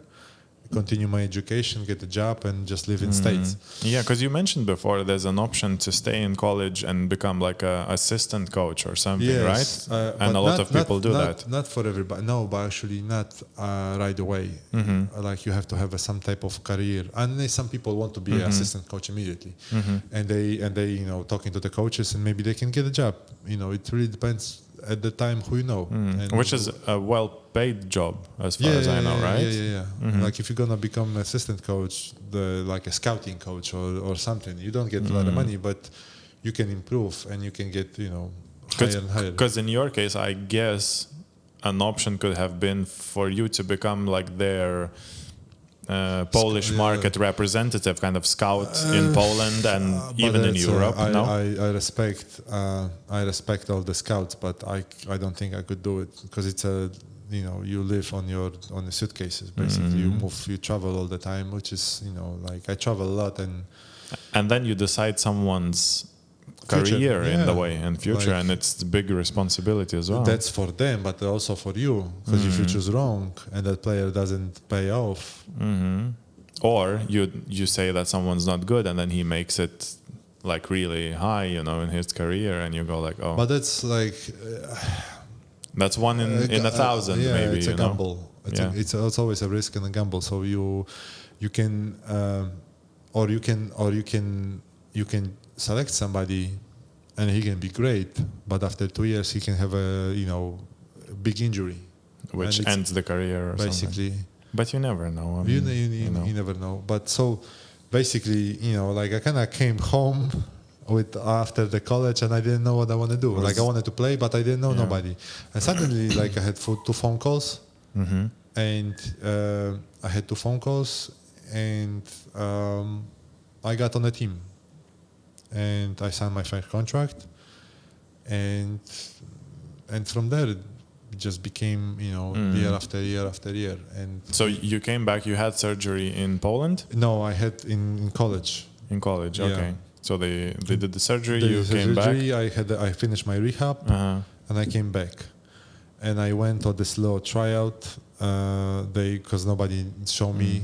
They knew who I was when I was an 18-year-old, but they didn't know anything from the college times. Did you come back to your small town? Or? No, I went to live with my parents for I don't know. It kind of ended up being 2 weeks, a week, and the phone rang. I picked it up, and I was like, they want me to go for the camp. Okay. And the team you signed up with, where was it? Not in the same town. No. It was actually the TFL Sopot, the first, but like the young team, the division like lower,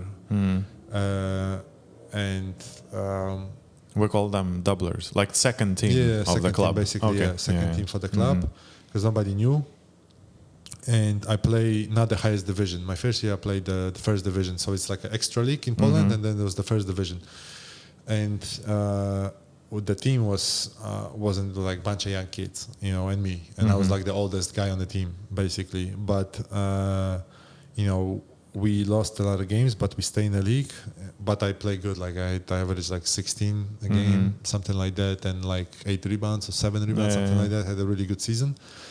And then next year, like the team from the higher division who actually saw me, now they recognized that, that I could play. They, one team closer to my hometown actually give me a 2-year deal, and I was like, let's try.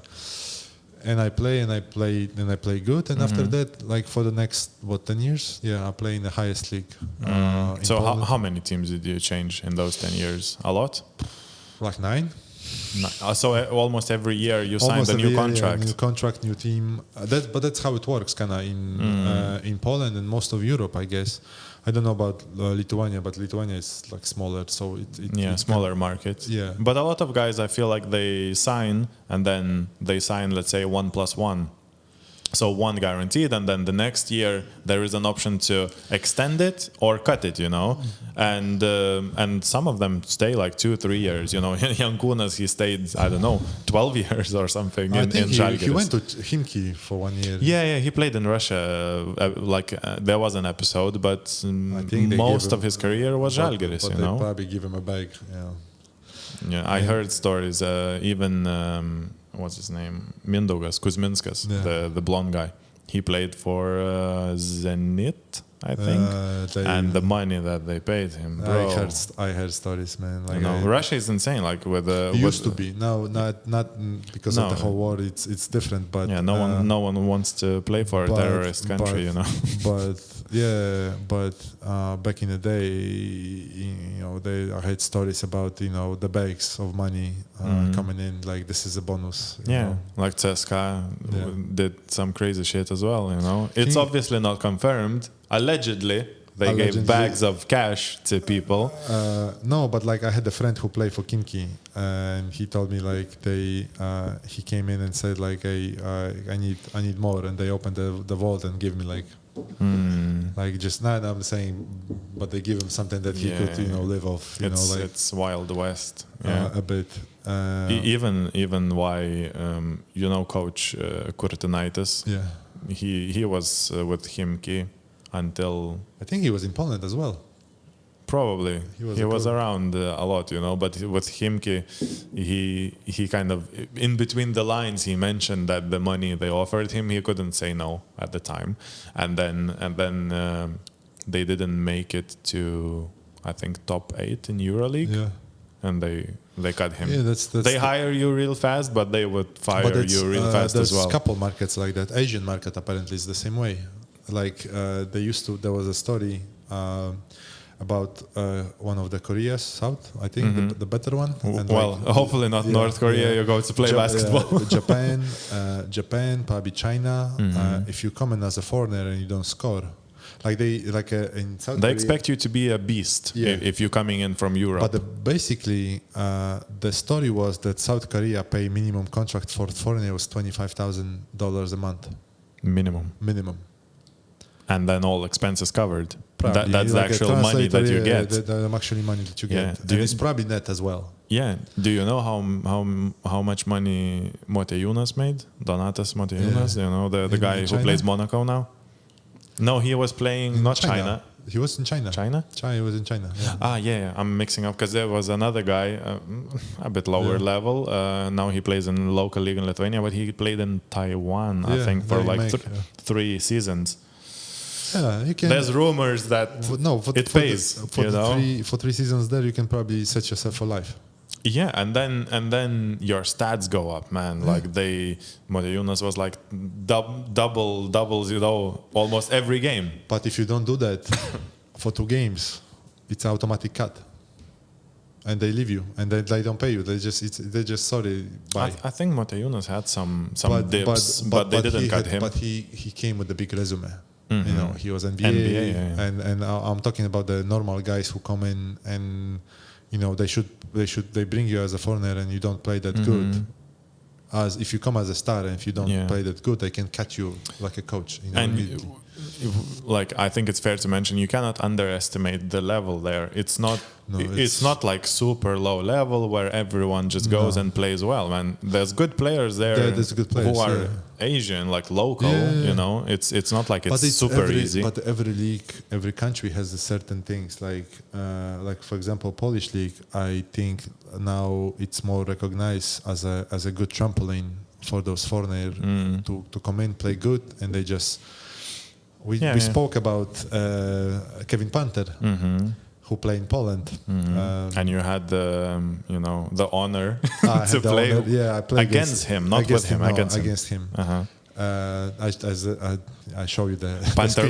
Panther is the hot topic right now. Panther is a hot topic. But he played in Poland for like half a season.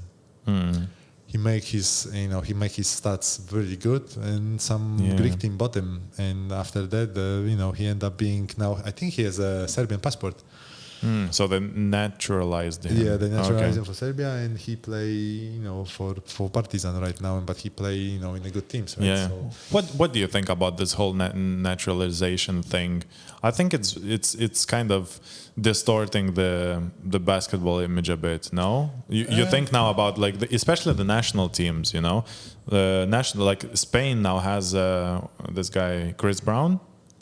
Right? Then Lithuania, there was a joke in April Fools, that they're gonna naturalize Keenan Evans, the guy who tore his Achilles, and now more and more national teams are gonna have the guys who are like American or like foreigners, that got passports. And I personally feel like it fucks up the thing with the national team concept as it is, There's a lot of topics like that it's sports. Weird. Like for me, it's weird. For example, in Lithuanian national team, to have a black guy, it would be really weird, man. You know? I mean, especially when the basketball in Lithuania is a religion. Exactly. I'm not against it. I'm not saying it's like bad for the game or something, but it's weird. To be honest, there's couple things about that. First, if the guy just comes for the passport, and he play one summer and he's gone and he never show up again, that's bad. Like that's for me that's not good because he went for the passport. It was a business deal. But they would revoke it, No. If you get a passport, they cannot revoke your passport. You have a citizenship and you get a passport. You're done. Like they cannot take. Government cannot, without any specific reason, they cannot just take your passport away. I think they can. They did something like that. If I'm not mistaken, I might be talking bullshit right now. But we have this very famous ice skating couple. Yeah. And they moved to Russia maybe 15 years ago just because they trained there. Like the whole thing was there. But they had Lithuanian citizenships and passports.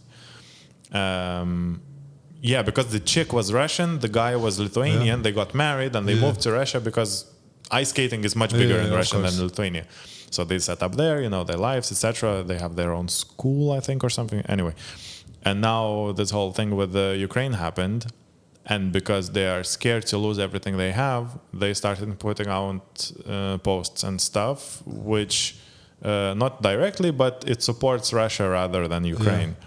And I think government did something like that. Like they're not welcome in Lithuania anymore, and I think they revoked either citizenship or their passports. But that's But that's this is very specific. But that's like you have to do something to do it. If you just don't show up for the national team and you don't, it's not that serious. It's not that they're gonna do it. But like we have this Polish American guy. But he actually show ups for the team every summer, so better than some really Polish guys probably, No, he play for Gran Canaria, so he is a good player and he kind of carry us. That's the thing. Like I'm not against to bring somebody like that if can make the quality of the team better. If the guy comes in and he's just a business deal, I would be against. But if he wants to be on the team and he makes the quality of the team better and he makes other players better and he teach them something and he show them something, why not? Yeah, but I feel like Panther is a bit of a business deal. You think he's like really invested into becoming Serbian? I'm not sure. To be honest, I have no idea if he even played for the Serbian national team, because the Serbian national team is stuck. I think I'm not even sure if he's Serbian. I just saw it somewhere that he's like on when I was watching the game, they told him like he's Serbian. I was like, why are they showing he's Serbian? Yeah. Maybe there was a team. I'm not sure. Mm-hmm. But I wouldn't say, it really depends on the person. I'm always like that. It really depends on the person and what the deal is. If you make the deal clear, it's fine. Yeah.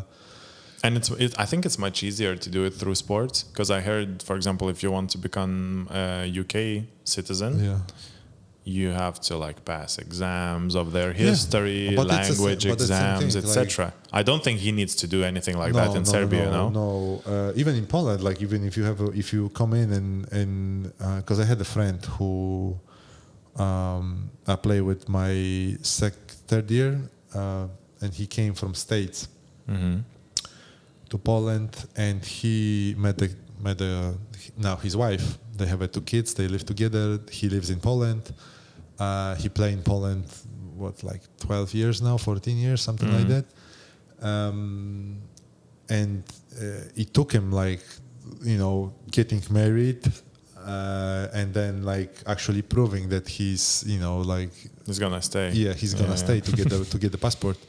So it took him a minute. So, but with if you say you want to be Polish and you want to play for the national team, they can speed up the process, and it can take 6 months. So you put the thing, they give that thing to the president. They pull some strings. Yeah. They pull some things. The president signs, and you polish. And you get the passport after a month, and you're done. Yeah. So it really, like I said, depends on the person, depends on the sport. We used to have that very in football in Poland. They used to bring more players, and they always there was 2 sides of it. Some people really liked it, and some people was really against it. Okay. So yeah, it depends on the situation and on the person, like you said. So listen, playing.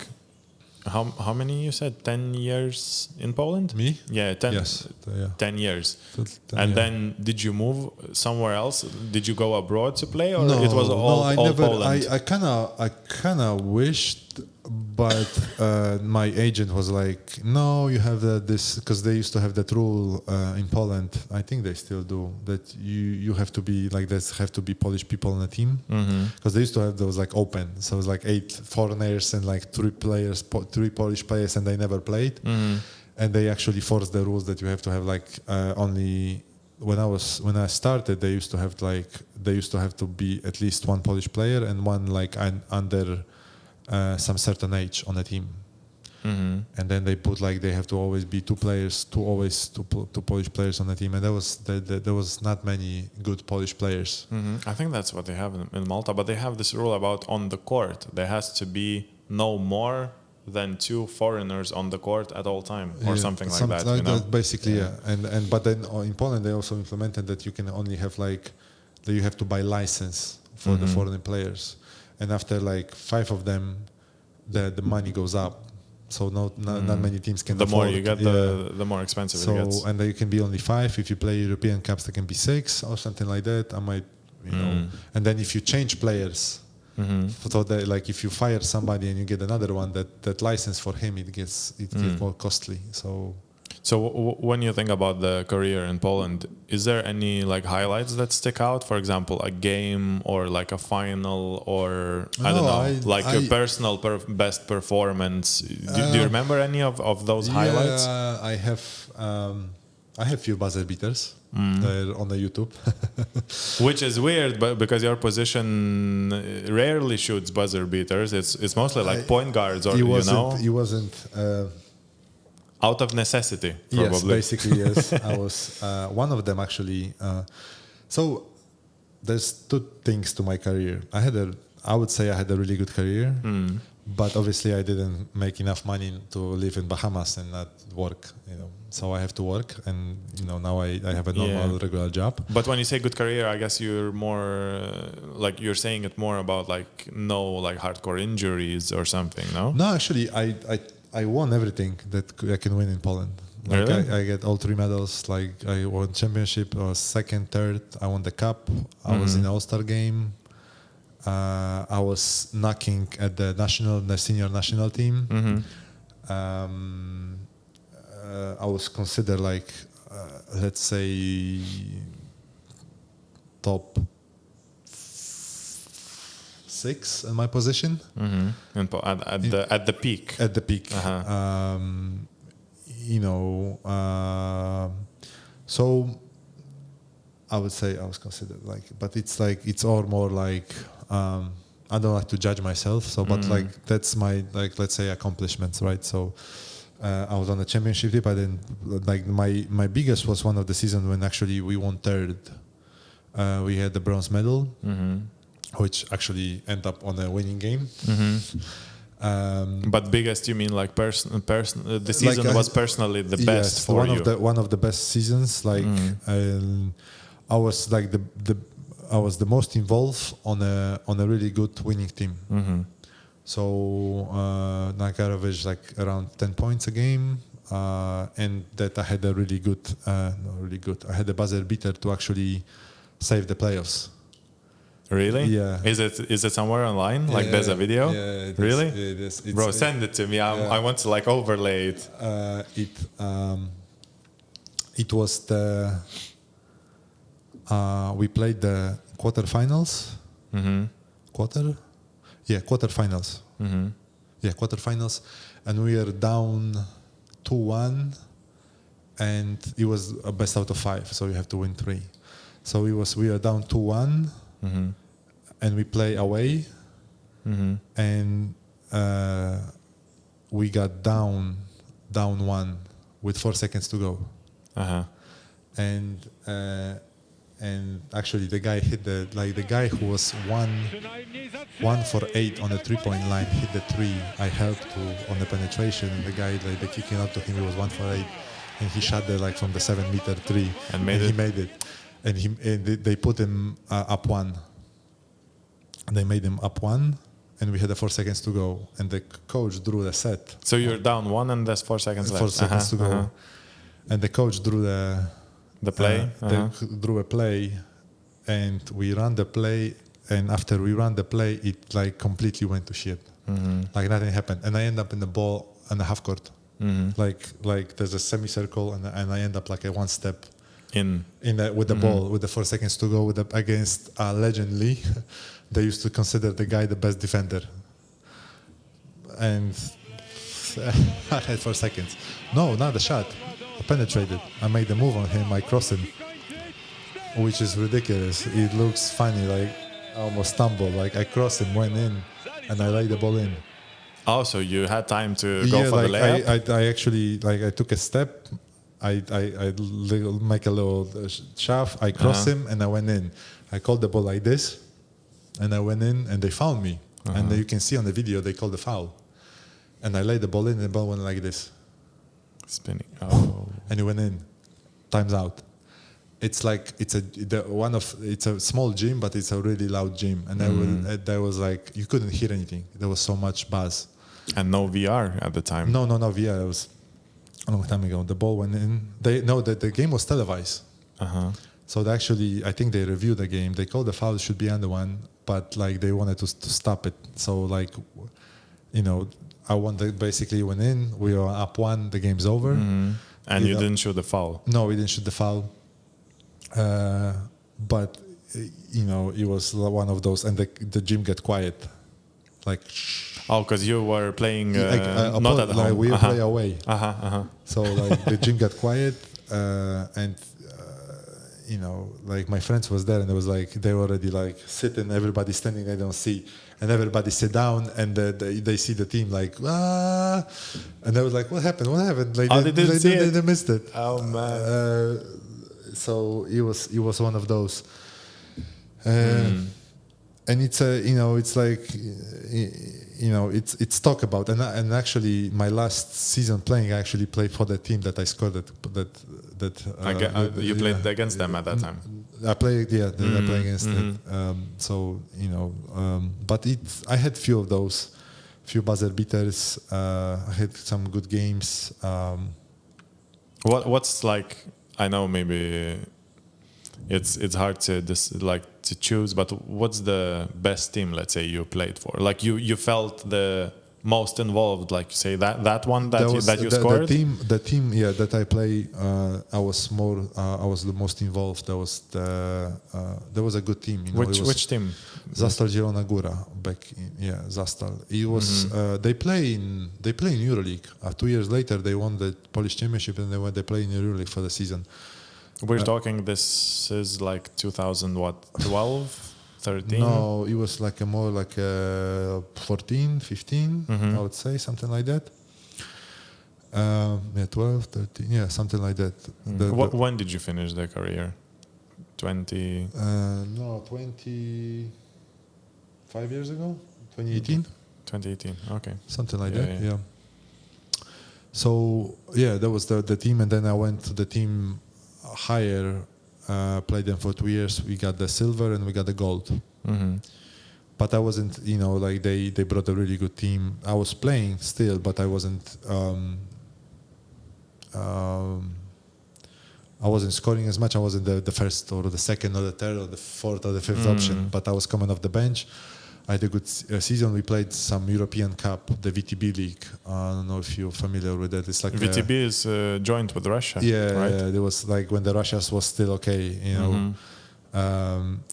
if they were okay, ever. Okay, but there was a good Lithuanian teams played there, like Žalgiris and VTB. I don't think Žalgiris no, but Lietuva Rytas play for sure. Rytas, because I play against them, so I play against Lietuva Rytas. So there was the team from Nymburk from Czech.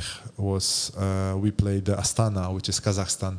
And then obviously the Khimki and CSKA was there, Zenit, Krasnoyarsk. So you played all of them? Yeah, most of them except CSKA.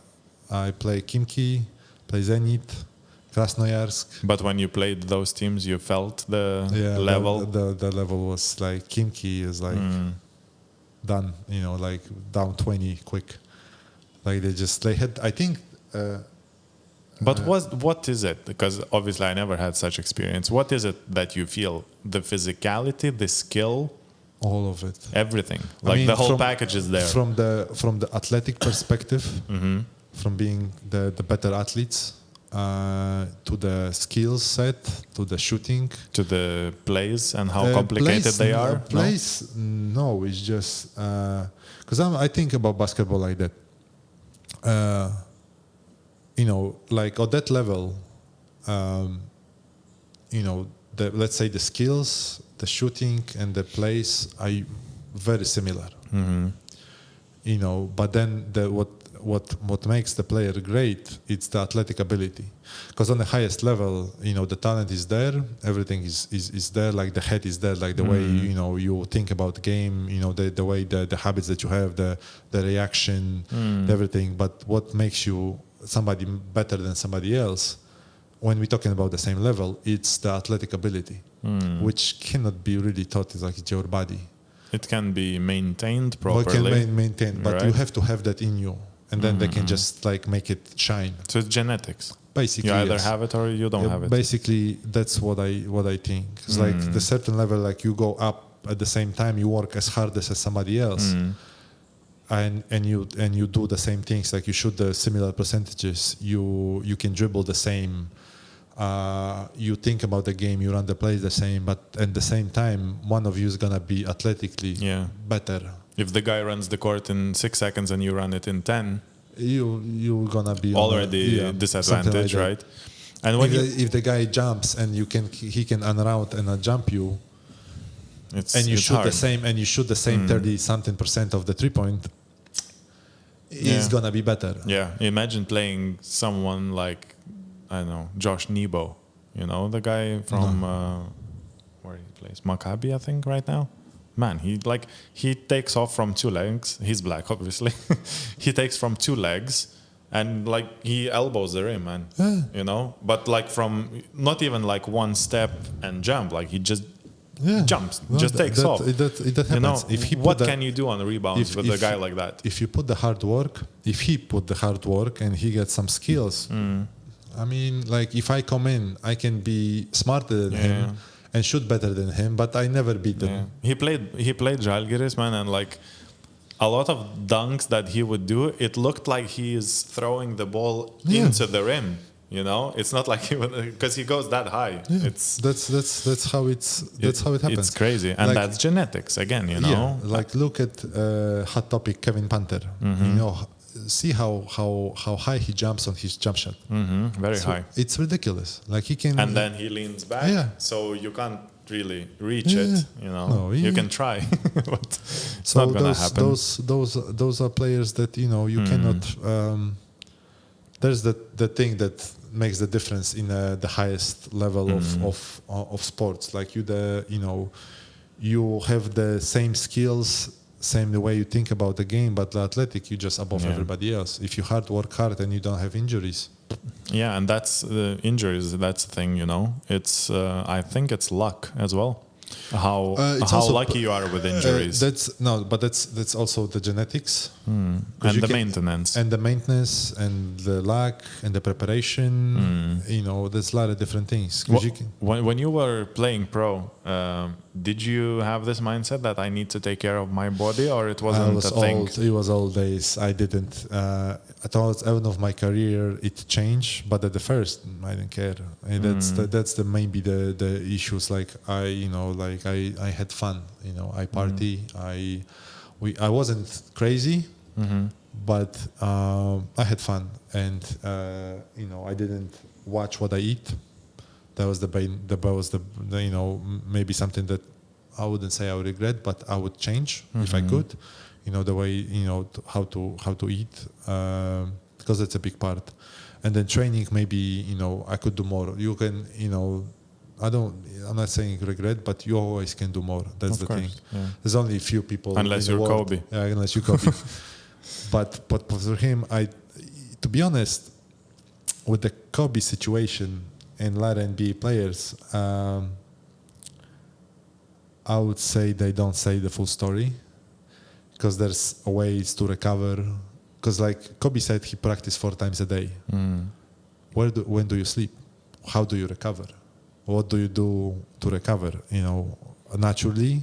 But unless you got the great genetics. It's now, I think, at the level where they use these like oxygen chambers, compression boots, which you didn't have at the time, or no one talked about it. Yeah. And I'm surprised that even like in college, I understand no one was telling you, listen, you need to take care of your body if you want to achieve something. They're always talking about the food. You have to eat right, blah blah blah. But nobody gives you anything. Now, on the highest level, you got the chef. You got everything is prepared for you. When you're on the road, everything is given to you. Basically, you don't have to. You just have to show up. Yeah. Even like for example, Žalgiris, in the arena they have this restaurant that makes like a custom diet almost for every player, you know. That helps. That's a big one. You know, like that. And change. You save time. You have more time to recover, to True, sleep, to relax. I think I would still say if you practice twice a day, you can normally do that. But if you practice 4 times a week, like Kobe was talking about, you have to be tired. You have to be tired and like people, like he said, he was coming 3 hours before the game and shoot, drenched in sweat, and then you have the energy to play the 40 minutes a game. He would start 4 in the morning, I think, or something like that. I mean, you have to do something. It's the recovery. But what you're saying? Some sort of medicine, drugs? I have no idea. I think, or to be honest, or you are just gifted, man. Like because some people like they have that high. I know some people who have the high level of energy. If he was that, on top of him being obsessed with basketball, that's one in millions, man. But don't you think because he was doing what he loved, and there was like no doubt about it, that brings you extra energy and motivation to be like that. And you know, like when your brain feels good, your body feels good as well. True. I think he had that, to be honest, because like there's only a few people like that, like Kobe, Jordan, LeBron. I mean, those guys. I mean, but for me, Kobe is gonna be always above LeBron. I don't care what people say. I mean, I don't even want to go is up there, but Jordan. I don't even want to go into that debate because it's a losing one. You're always gonna, you can say I was raised on Mike and Mike. But Shaq said it's not a debate. Kobe is better, And if Shaq said it, like I'm not gonna argue with Shaq.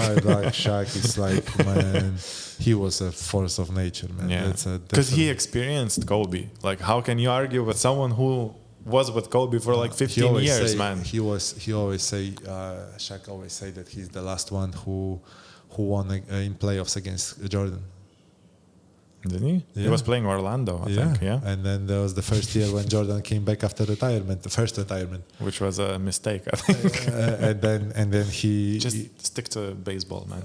No, Mike was special. But, back in the day, like I said, there was no cameras, there was no social media, so it's a different time. So you can compare LeBron to Kobe, I would say, and you cannot compare Kobe to Jordan. And Jordan you can compare to the guys who were before Jordan. Like, I'm a fan of Larry Bird, and I think what the stories they talking about Larry Bird. Imagine, when Larry Bird played, they used Converse. Try to go play basketball in Converse now. It has like zero cushioning, anything, I mean, it's like playing in flip flops. Yeah, and they travel commercial flights. They eat hot dogs and drink beer, and he was going out there giving people 40, easy. So you cannot compare. What do you think if you bring peak Larry Bird into the game right now? You cannot. Let's try to imagine he wouldn't be scoring 40. That's what I'm trying to say. I think the athleticism is at a very different level than it was then. No. I think athleticism was there. The skills level wasn't there, and that's the thing. Like, you cannot bring peak Larry out of like that. You have to give Larry 4 years of 3 years of at least 2 years of practicing with the coaches that they have right now, and the skills that the way they develop people, and the knowledge because Larry could shoot lights out, and I think Larry was like legit, like 2 meters 5'7", something like that. He was tall guy, shooting behind his ear, anything. So he wasn't. I don't think he didn't look like he has a 6 packs, and like he was a normal guy, strong normal guy. Yeah. If you give him, I don't know, 2 years of the coaches and the skills and the drills that they have right now, and then you put him in a league, I think he would manage.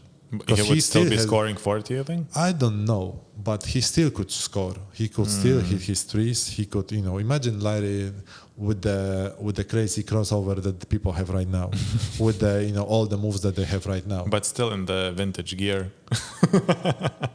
bro. No, the freaking shorts. No, but then God. There was this. I forgot his name. He was the point guard, I think, from New York or from Washington. He was in Brooklyn, but they traded him, I think. And he said on a podcast or some interview, him going back 30 years to Larry's area, he would be a god. If with his skills that he have right now, he's a point guard 6'7". If they drop him there, he's above Jordan. With the skills, with the size, the best example. Put Russell Westbrook 20 years ago. Pick Russell Westbrook from like when he played in OKC, going triple-double a game. put him 30 years ago. He wouldn't get disqualified because of the aggression, man. He would be. He would be good. He would be a Superman. Yeah. For them. Yeah. With all that you drive. cannot. That's why I cannot. I said you cannot compare because like the evolution of the game, it's so much. Yeah, it changed a lot. Yeah. Even if you just watch the old games when Larry Bird was playing, I love the way the ball moved, the way the players moved without the ball, it was very different. Look at the level of speed, athleticism, what the guys have. Nobody was crossing people like that. They had the crossover, but it was like me now playing, like slow. In place. Imagine those guys, with the crazy crossover behind between the legs, behind the back. Yeah. It's over. Like you cannot compare. That's true. Yeah, man. Okay. So you said you retired 2018, right? Something like that. Yeah. And you said it happened like middle of the season. Was that like injury influenced or? No, actually, the team that I played. Which is a kind of sad story, went bankrupt. Middle of the season? In middle of the season. They shouldn't play in the first place because the budget was insecure. But there was back in the day, there's still center countries and center teams that things are not regulated properly. That's why I like hear stories about, like, for example, France. If the team doesn't pay you, they get relegated, and then you can prove it. And you can prove it because you didn't receive the money for like more than 2 weeks. Like the team can immediately relegated like two divisions down. Lower 2 divisions down. 2 divisions down. Like it's a big punishment. So they have to prove everything that their budget is. So the players are protected. Yeah, and like for example in Poland for the long time, like I was on the teams that we got 3 months behind. There were teams that I didn't get my money on time. I was making good money. I can on one salary I can cover like 2 months, 2-3 months, of normal living. Yeah. But there's teams. I had friends who didn't get paid for 10 months. What was there, like players' union or something to take care of that? In the end, I think they tried to do something like that. But when I was closing, they tried to do the players' union. But in the end, players want to get paid, and so they were doing deals, they were doing some things, and then there was a lot of gray and shady things that was done. In the end, I think I get most of my money, like I don't miss a lot, but it was always it add extra pressure, it's like, will I get paid? Will I get paid? Because I'm killing my body here for you. Yeah. And that didn't kind of spark the idea to maybe try somewhere else, just to kind of run away from the Polish way of making, paying salaries. But I wasn't, let's say, I wasn't athletic or good enough to. There was only like few leagues I could try. But then, But I guess you could easily came to like Lithuania, not to the top teams, but you could easily. But the thing is, play there. The question is about the money. What's the? Because I like my paycheck, even. Who doesn't? Yeah. So I couldn't go lower, and I was making good enough money. And then if I want to get better money, I could go. But there's always a trick, okay, I get more money, but the season is like 6 months, which I play 9 months in Poland, which I got 3 more paychecks. It's always a calculation. Like I could get more money, maybe I don't know, play in Belgium or Netherlands or somewhere like that, but then the season is like 6 months or 7 months, something like that. So you never know, and then you are. In Poland, I'm home, so I know the reality, right? I know everybody. I know the teams, know the referees, know everything. And that was, I was safe. That was my safe bubble, And then going to Europe, somewhere to Europe, you have to perform. Like in Poland, if I get on the slump, if I can make a 3-pointer for 4 games, like but we still need a Polish player. If I go to Europe, there was a scare. I'm not saying I don't like the challenge, because it would be a great challenge, but it's always a case that you have to perform. Yeah, that's true. And then you have to be this, like, let's say, star of the team. Immediately you have to make an impact. So. Because you mentioned 3-pointers, and we play together. And I know you can shoot 3-pointers, especially when you get hot. It's hard to stop you. Was that one of your like extra qualities when you were playing? Yeah, like there was like in towards the end there was on pick and roll, pop and shoot, or just stay in a corner and stretch the defense. So it's like the people had more, and I was always a threat. I was always let's say a decent shooter, so they had to always consider me that I shoot or I get a low penetration. Is that something you worked on a lot, or it just came to you naturally to have a good form for the shot? I don't have a good form, to be honest, but they just fall in, and then like I was working on it, and then I built. That was the main thing I work on, the 3-point shot, and so basically I play okay defense, but I can understand the system, and I didn't make the mistakes.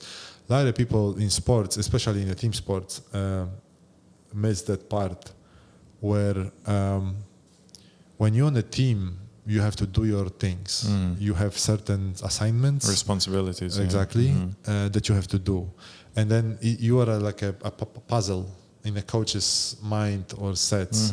If you can run the set to perfection, if you don't make mistakes running a set, if you do your assignment well, you're gonna be good, and coach is gonna be happy. You play defense, you listen, you follow the team idea, and you're on board with everything.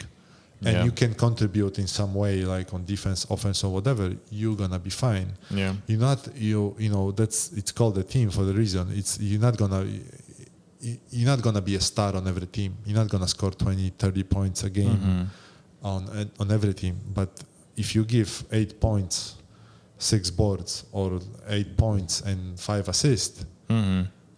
Yeah. I know exactly what you mean, because again, Žalgiris has this guy Arnas Butkevičius. He played with the rivals the last season with Lietuvos Vilniaus Rytas now, and he's the best defender on the team for sure, and that's all he does. Like they put him on Baldwin, on Mike James, and his job is to stop the best scorer, and that's it. Sometimes he scores 0 points, but he has like 18, how do you call them? EFFs, the efficiency points, right? Like he makes more efficiency points than the guy who scored 15 points and made So I completely subscribe to that. And that's kind of part of the whole team mentality. Yeah. You don't need to be the best. You just need to do your job properly. And everyone's doing their job properly, then you have the whole picture, right? Yeah, exactly. And then you can be great in very small thing and still be a star on a team. Yeah, like have most steals. Exactly. Or something. Or you play good team defense. You cover for somebody. You do that. So and the coaches always, that's for young kids or for kids who want to get in a team sport. You don't have to be the best. You don't have to, like in soccer, you don't have to score most goals. Good quality for the football player is to you don't lose ball. Yeah.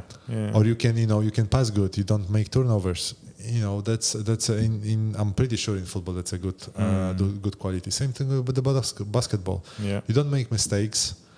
The coach tell you like imagine there's 5,000 people in the stands and they yell and you don't hear anything, and the coach just look at you and goes, and you know what he does, what he means, and you do that, he gonna be like, that's my guy. Yeah, because there's some sort of communication, some right? Communication, and then what you mentioned 5,000 people. Was it hard to play with big crowds? I love it. It fires you up. It doesn't matter if they cheer or boo. I loved it. Really? Like I still, when I think about it, I got those goosebumps. But some players, I feel like it influences a lot how they play.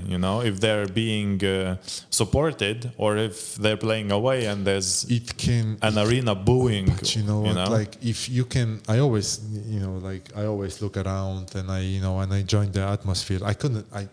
with me it's funny because like I cannot speak in front of 20 people. Like I cannot give any like presentation or something. For us, when talking, it's fine. This is one-on-one, so it's easy. But when I have to give a presentation in school, I remember that was like the most stressful things I ever had to do. Like I was sweating, I couldn't do it. But give me, I don't know, 5,000, 10,000 people, and I go and drop me in the middle and to play basketball. Easy. Yeah, because you have tunnel vision at that point, right? Like you don't really see the crowd. Certain things, but certain things, certain possessions, certain situation on the court can influence that. If you feel good or if you feel bad, people can crumble or they can rise up. A lot of players, I think, if they score like the first shot, let's say, or something that makes them think, okay, I'm good. Like that's going in. For the latter people, even for me, in certain situations, was like if I score my first shot, it's gonna be a good day. Yeah, it helps you to relax. But if I break first three, they better put me on the bench. They bench you, and then you think about it. And try again. But I like those. I like the endings. I like the not the buzzer beaters, but I like to be. Like 2-point difference, 15 seconds left, that kind of those thing? Pressure situations, really? Yeah. My wife can't watch those games, man. She literally walks out of the... I cannot watch. I cannot watch. Okay. But I can be there in the situation and play. You cannot watch because you cannot change anything. Yeah. Like I want to be there to change things. That's why I don't watch a lot of basketball.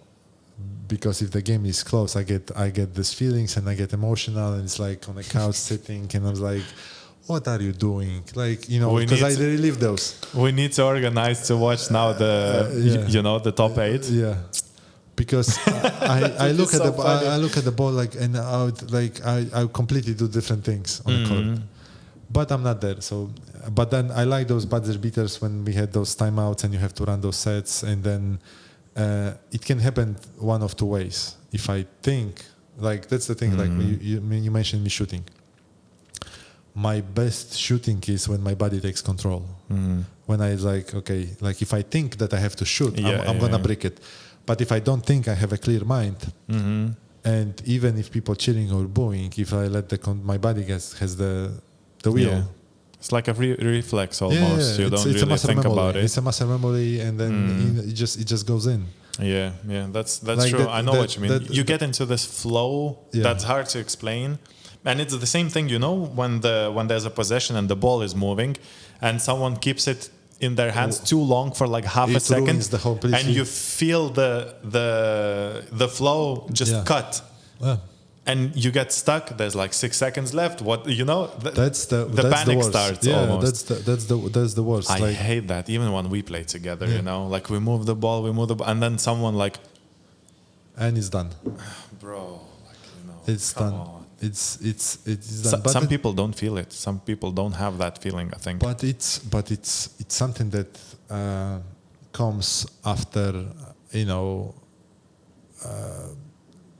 the amount of you play and practice that comes with that.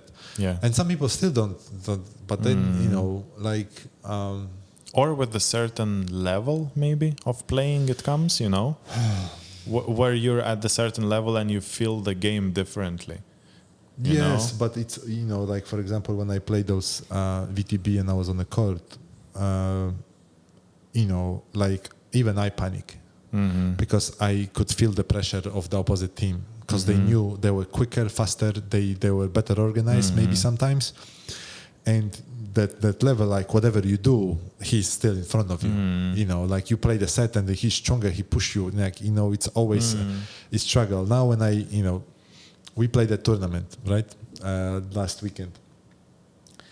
And, the switch flipped, but like all I did was just throw it inside. Job done. But that's the thing, like how I feel. I can understand, like it's, like I was bigger, stronger, and more skilled than most of the players there. And I don't want to brag about it. It's not the point, but it's like, there's, like you said, it's a certain levels of things, and like I always like to compete with better people because that makes you better. But in that tournament, if there was someone your height, let's say, your skill, or even better, where you felt resistance, would you think it would spark even more competitiveness in you, or you would be like, oh shit, well, like we're like, there's a duel going on. We try to. It would be more, probably. More, yeah. Like you would get fired up more. Yeah, more. It probably because I need to destroy this guy right now. Not destroy, but I want to win, and like if because like like it works like that. So like there's certain people in Malta because I'm older now, and it's like my body is not there. There's certain guys that when I compete, the younger, faster, stronger, but like faster. And and basically younger, so they can do more things for the. No, man. Listen, you're not that old. Jesus. No, I'm not that old, but for the sports, I am. Yeah, there's a threshold. Yes, from the sport perspective, I'm old. For my age, I'm not old, but that's the difference. Because like when you think about the professional, like. I'm on the completely decline because I don't run no more. I run a bit. I don't move like I used to move.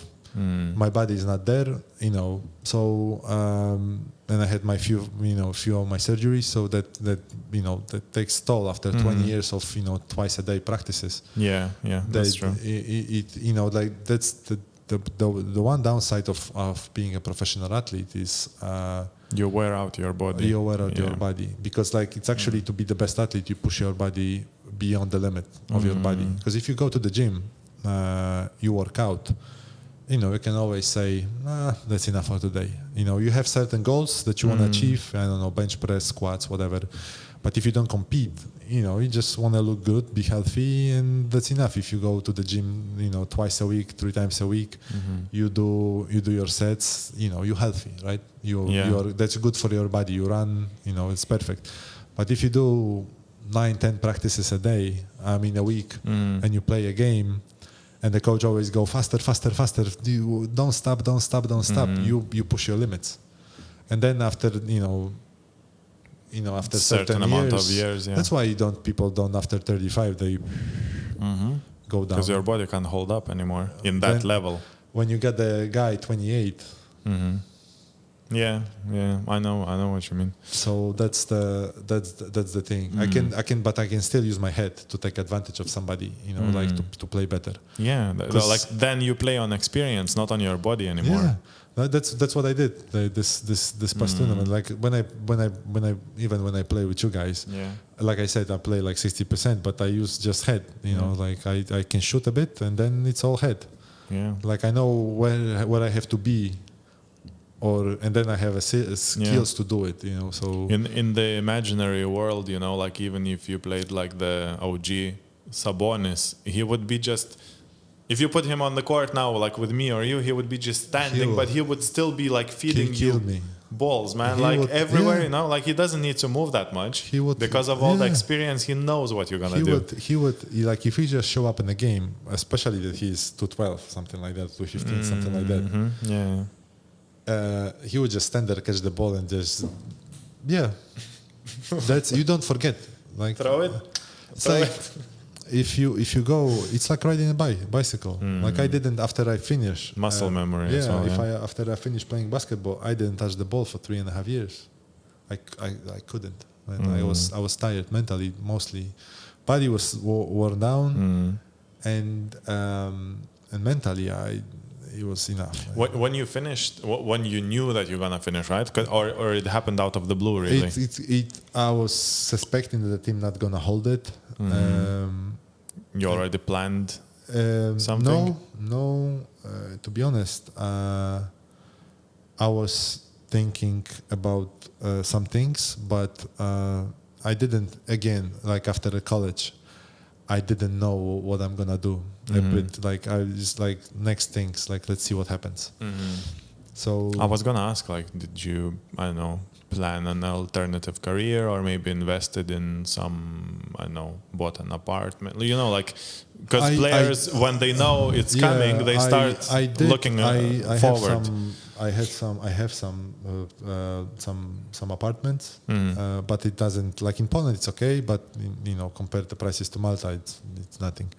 So, but it's still there. I have some, so that's fine. And real estate is always a good choice, I feel, a lot of times. Yeah, but it's not that easy as people think, because you have to still take care of it. You have to, there's a maintenance, there's always something happening. It's not that easy like people think, I'm going to buy an apartment. Rent it and it's going to be making money. Yeah, making money. It's always something. You have to change something goes broke, you have to paint something, you have to fix something. There's always something. So it's not that clean money as people think, unless you give it to somebody, but then you have to pay somebody. It's not effortless, let's say, right? Nothing is effortless. So then the idea was like to be a coach or something like that. I was going to ask about kids. You never thought to work with kids maybe or something? I did, but I like my paycheck.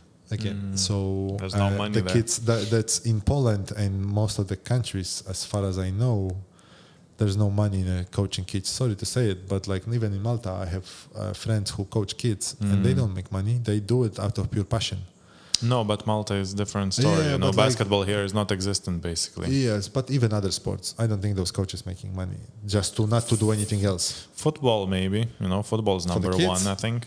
For the kids, I'm not sure. Depends on the club that you work with, True. Like if you're with Hamrun Spartans, who are champions now, second year in a row. I don't know, but they're their best team at least this season, as far as I know. Maybe the guy who owns them is like a millionaire or something. Yeah, probably. But like I said, the in Poland, to be a coach for the kids, the coaches I don't think they make a lot of money, and it's most of the time they even add their own money they put on a team for certain things, and I have a daughter, so I wanted to be with her and not teaching other kids basketball. I had to teach her if I can put on a team and be a coach, and then I can maybe do it. But then she was too young to teach her basketball and spend go to work, normal work, because I had to work, and then go to play with some other kids instead of my kid. So that was the conscious decision that I have to make. And then to be a coach, I think I would be a good coach, to be honest. But the player goes to the gym for morning practice, afternoon practice, and for the game, and maybe some recovery. And that's it. Coach is in the gym all day. He has to watch the games. He has to analyze them. He has to make a preparation. He deals with every player. He deals with the team owner, the president of the club, fans. But you're talking about high level. With kids, it's a bit different. But with the kids, it's like. But at the same time, if you want to be a coach of the kids, if you have a passion for it, and you have time for it, that's fine. I don't think I had it in me. And then if I want to be a coach for the seniors, that's all that you have to put even more time and work. That I sacrifice some things with my daughter. Yeah. Which is priority, obviously. Which is priority for playing. You away every weekend because you go some away game when you play, or you have a cup and we fly all over the Russia, which was a 3 or 4 day trip. It's like you already lost a lot of time with her. You don't want to lose more. I didn't lost a lot of time, but because now she doesn't remember those days. So you're good. Yeah, let's say I'm good. Yeah, exactly. But there was the basketball was a priority. So I was taking a nap, food, practice. I wasn't always there, but she doesn't remember, so it's all good. But now it's like I'd rather play with her than spend a whole day in the gym, which I would still do it if if I had a passion and time and all that, and it doesn't require sacrifice her time. So some people do it. I don't think I could. After all that, after those almost 20 years, I'd rather sit, do my 8 to 5 or 8 to 4 and be happy, you know. Yeah. Okay. Listen, so to kind of wrap things up, I just want to quickly touch on Malta, you know, how you ended up here. I know you started with quality assurance, yes. Quality assurance in Poland, and then you got offered a job here, or you found it on your own somehow? Basically, what happened was after I finished playing, I moved towards the IT. There was a suggestion, and I tried to do.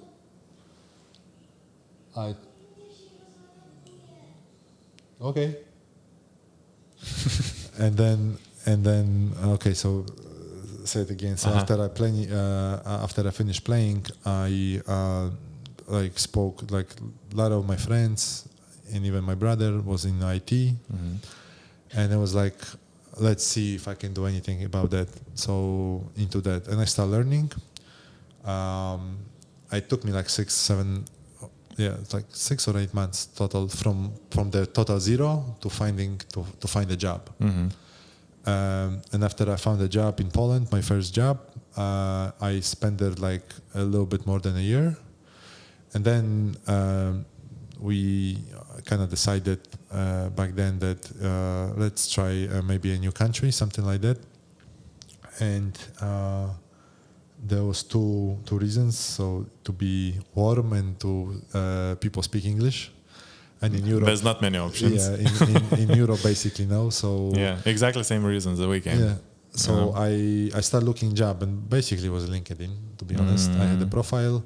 And I applied sent my CVs and applied for a few jobs. And one of them, after a couple interviews, they offered me a job in the relocation package. So, we pack our things and we came to Malta, and I've been here 3.5. In October, it's going to be 4 years now. So you moved 2019. Something something like that. Okay. And, but then, relocation package, because we should mention you joined iGaming company, and you're still with iGaming, right? iGaming company, what company are you with right now? We can mention names, I guess. We are with I'm working for the Beyond Play. Shout out to Beyond Play. Shout out. And if you post on the LinkedIn, they're probably gonna notice. So good. If you drop that, so it's I just started a month ago. I switched companies. It's a small, not a small, but it's a startup. Great feeling, we're gonna do some great things, I hope. We just got one of our products actually went live this Friday. So but your products are games, right? Not games, it's a product for the games kind of thing. Okay. Like a combination for the casinos and games. Commercial secrets right now. Yeah, a bit. Let's not drop it. Anything. But it's fun. That's great people. I really enjoy. So I hope we're gonna do great things. But it's Malta. Obviously for the lot of foreign players, it's mostly iGaming. I would say. A lot. It's easiest, I guess, to get here and gateway to the country, I guess. Kind of thing. So and it's a big industry, man. I think it's the biggest industry on the island. Based on the taxes that industry pays, that's the biggest contributor for the country. To be honest, before I came to Malta, I know there was gambling and sports gambling, but I didn't know that iGaming and slots, online casinos, sports books was that big. And it's a huge globally now. Malta is a hub for offices and headquarters, but the industry is global, and it's insanely big. Yeah, insane. If you thought Las Vegas is big, the online gambling, it's I don't know, maybe a few hundred times bigger. Yeah, and it's wherever you go, you can probably find something for the online. So it's Europe, Asia, Northern, South, it's Africa, everywhere people gamble. And it's a really huge market. And new markets opening up, like United States. I think recently they opened up, they became more accessible. More because they had very high restrictions. Canada also, so it's really good. And everyone wants a piece of the pie. That's why I think they are opening the countries. It's money, and if you can tax it, it's crazy, crazy money. Yeah, it's crazy money. I just heard some stories about like old Euro football in the sports book. The daily, when there was a big games, the money people bet was really good. Yeah. So okay. I gaming now. But so far it's good, no? Like you like Malta. We moved. I heard stories. Let's say like this. A lot of people like Malta. A lot of people complain about Malta. But I moved so many things that my head is quite, let's say, open. So and there's no other way. You have to come open-minded, because at the end of the day, you're joining a culture. Like you cannot. Superimpose your culture in the country where you're like a minority. Exactly. So you have to be quite open, and you have to take it with the good and bad. So you have to kind of work about with it and see if you like it, you're gonna stay. I had friends who left after a month. Yeah, he came, he saw. But he came in a bad timing, to be honest. He came like in November during the rainy season. Not the best time for sure. He got the bad apartment a bit, you know how it goes. And, after a month, he said, like, Ireland is not for him. And he left. So it really depends, how open you are. You cannot, like, if I come from Poland and expect a Poland in Malta, it's not going to happen. So there are certain things that I don't like. There are certain things that I really do like. So... Yeah, it's pros and cons everywhere. Yeah, it's not just Malta that has bad things or good things. There's everybody. Same would be in Poland, right? Yeah, but like if you like, if I would like Poland as it is, I would never come to Malta. Not for the weather and English. Exactly. So there's always like you leave your country for a reason. So to go somewhere else. That's true. Yeah, but I don't know. For me personally, when my son was born, it changes the way you think. You start thinking about him and what's best for him. And, a lot of times now we have this conversation that, it would be nice that he sees his grandparents way more often than when we're here, Yes. Although it's only 3 hours flight. It's not that hard. That's thing. The second thing is if like your son is young. Yeah, 14 months. Yeah. So still my daughter is pumpkin. It's 8-year-old. So she came. When we came here, she was she didn't speak English. Now she speaks English fully. Like she can talk about anything, express herself. She's learning Maltese, which a lot of people think why you need Maltese. I'm not saying, but it's a third language. It's always a gateway to a fourth language, So if she speaks 3 languages at 9, that gives her advantages in her future life. So you have to look at that, in a different perspective. Like if you go back to, like, for example, to Lithuania with your boy, he might never, or it will take him longer to learn English. But if he stay here and he learn English, it's gonna be with him for the rest of his life. Yeah, that's true. And I don't know, weather-wise, Malta, maybe not in July, August, but in December he can start wearing shorts much earlier than he could in Lithuania. By the way, it was like we are in beginning of May and the shorts is already like 2 weeks on. Exactly. So So there's advantages for sure, and you're not like stuck here. You can move at any time. Like he turns, I don't know, 5, 6. With the current age, with the remote jobs, it's easier to move around and travel and all that stuff. So if another COVID doesn't happen, we're gonna be okay. Knock on the wood, man. Yep. Good. Okay, man. Let's wrap this up. It's close to 3 hours. Man, the time flew. I know. Crazy. I know. Crazy. But I'm really glad you came finally. Yeah. Me too. I had all the people I wanted to have before you. This happened, but I'm the 700 on the list. It's okay. Yeah, man. It's nice. Like I didn't have any professional sports people before you, so it's a completely different take, let's say, on the but it's okay. Yeah, on the podcast. But I really liked it. Thanks. Thank you, man.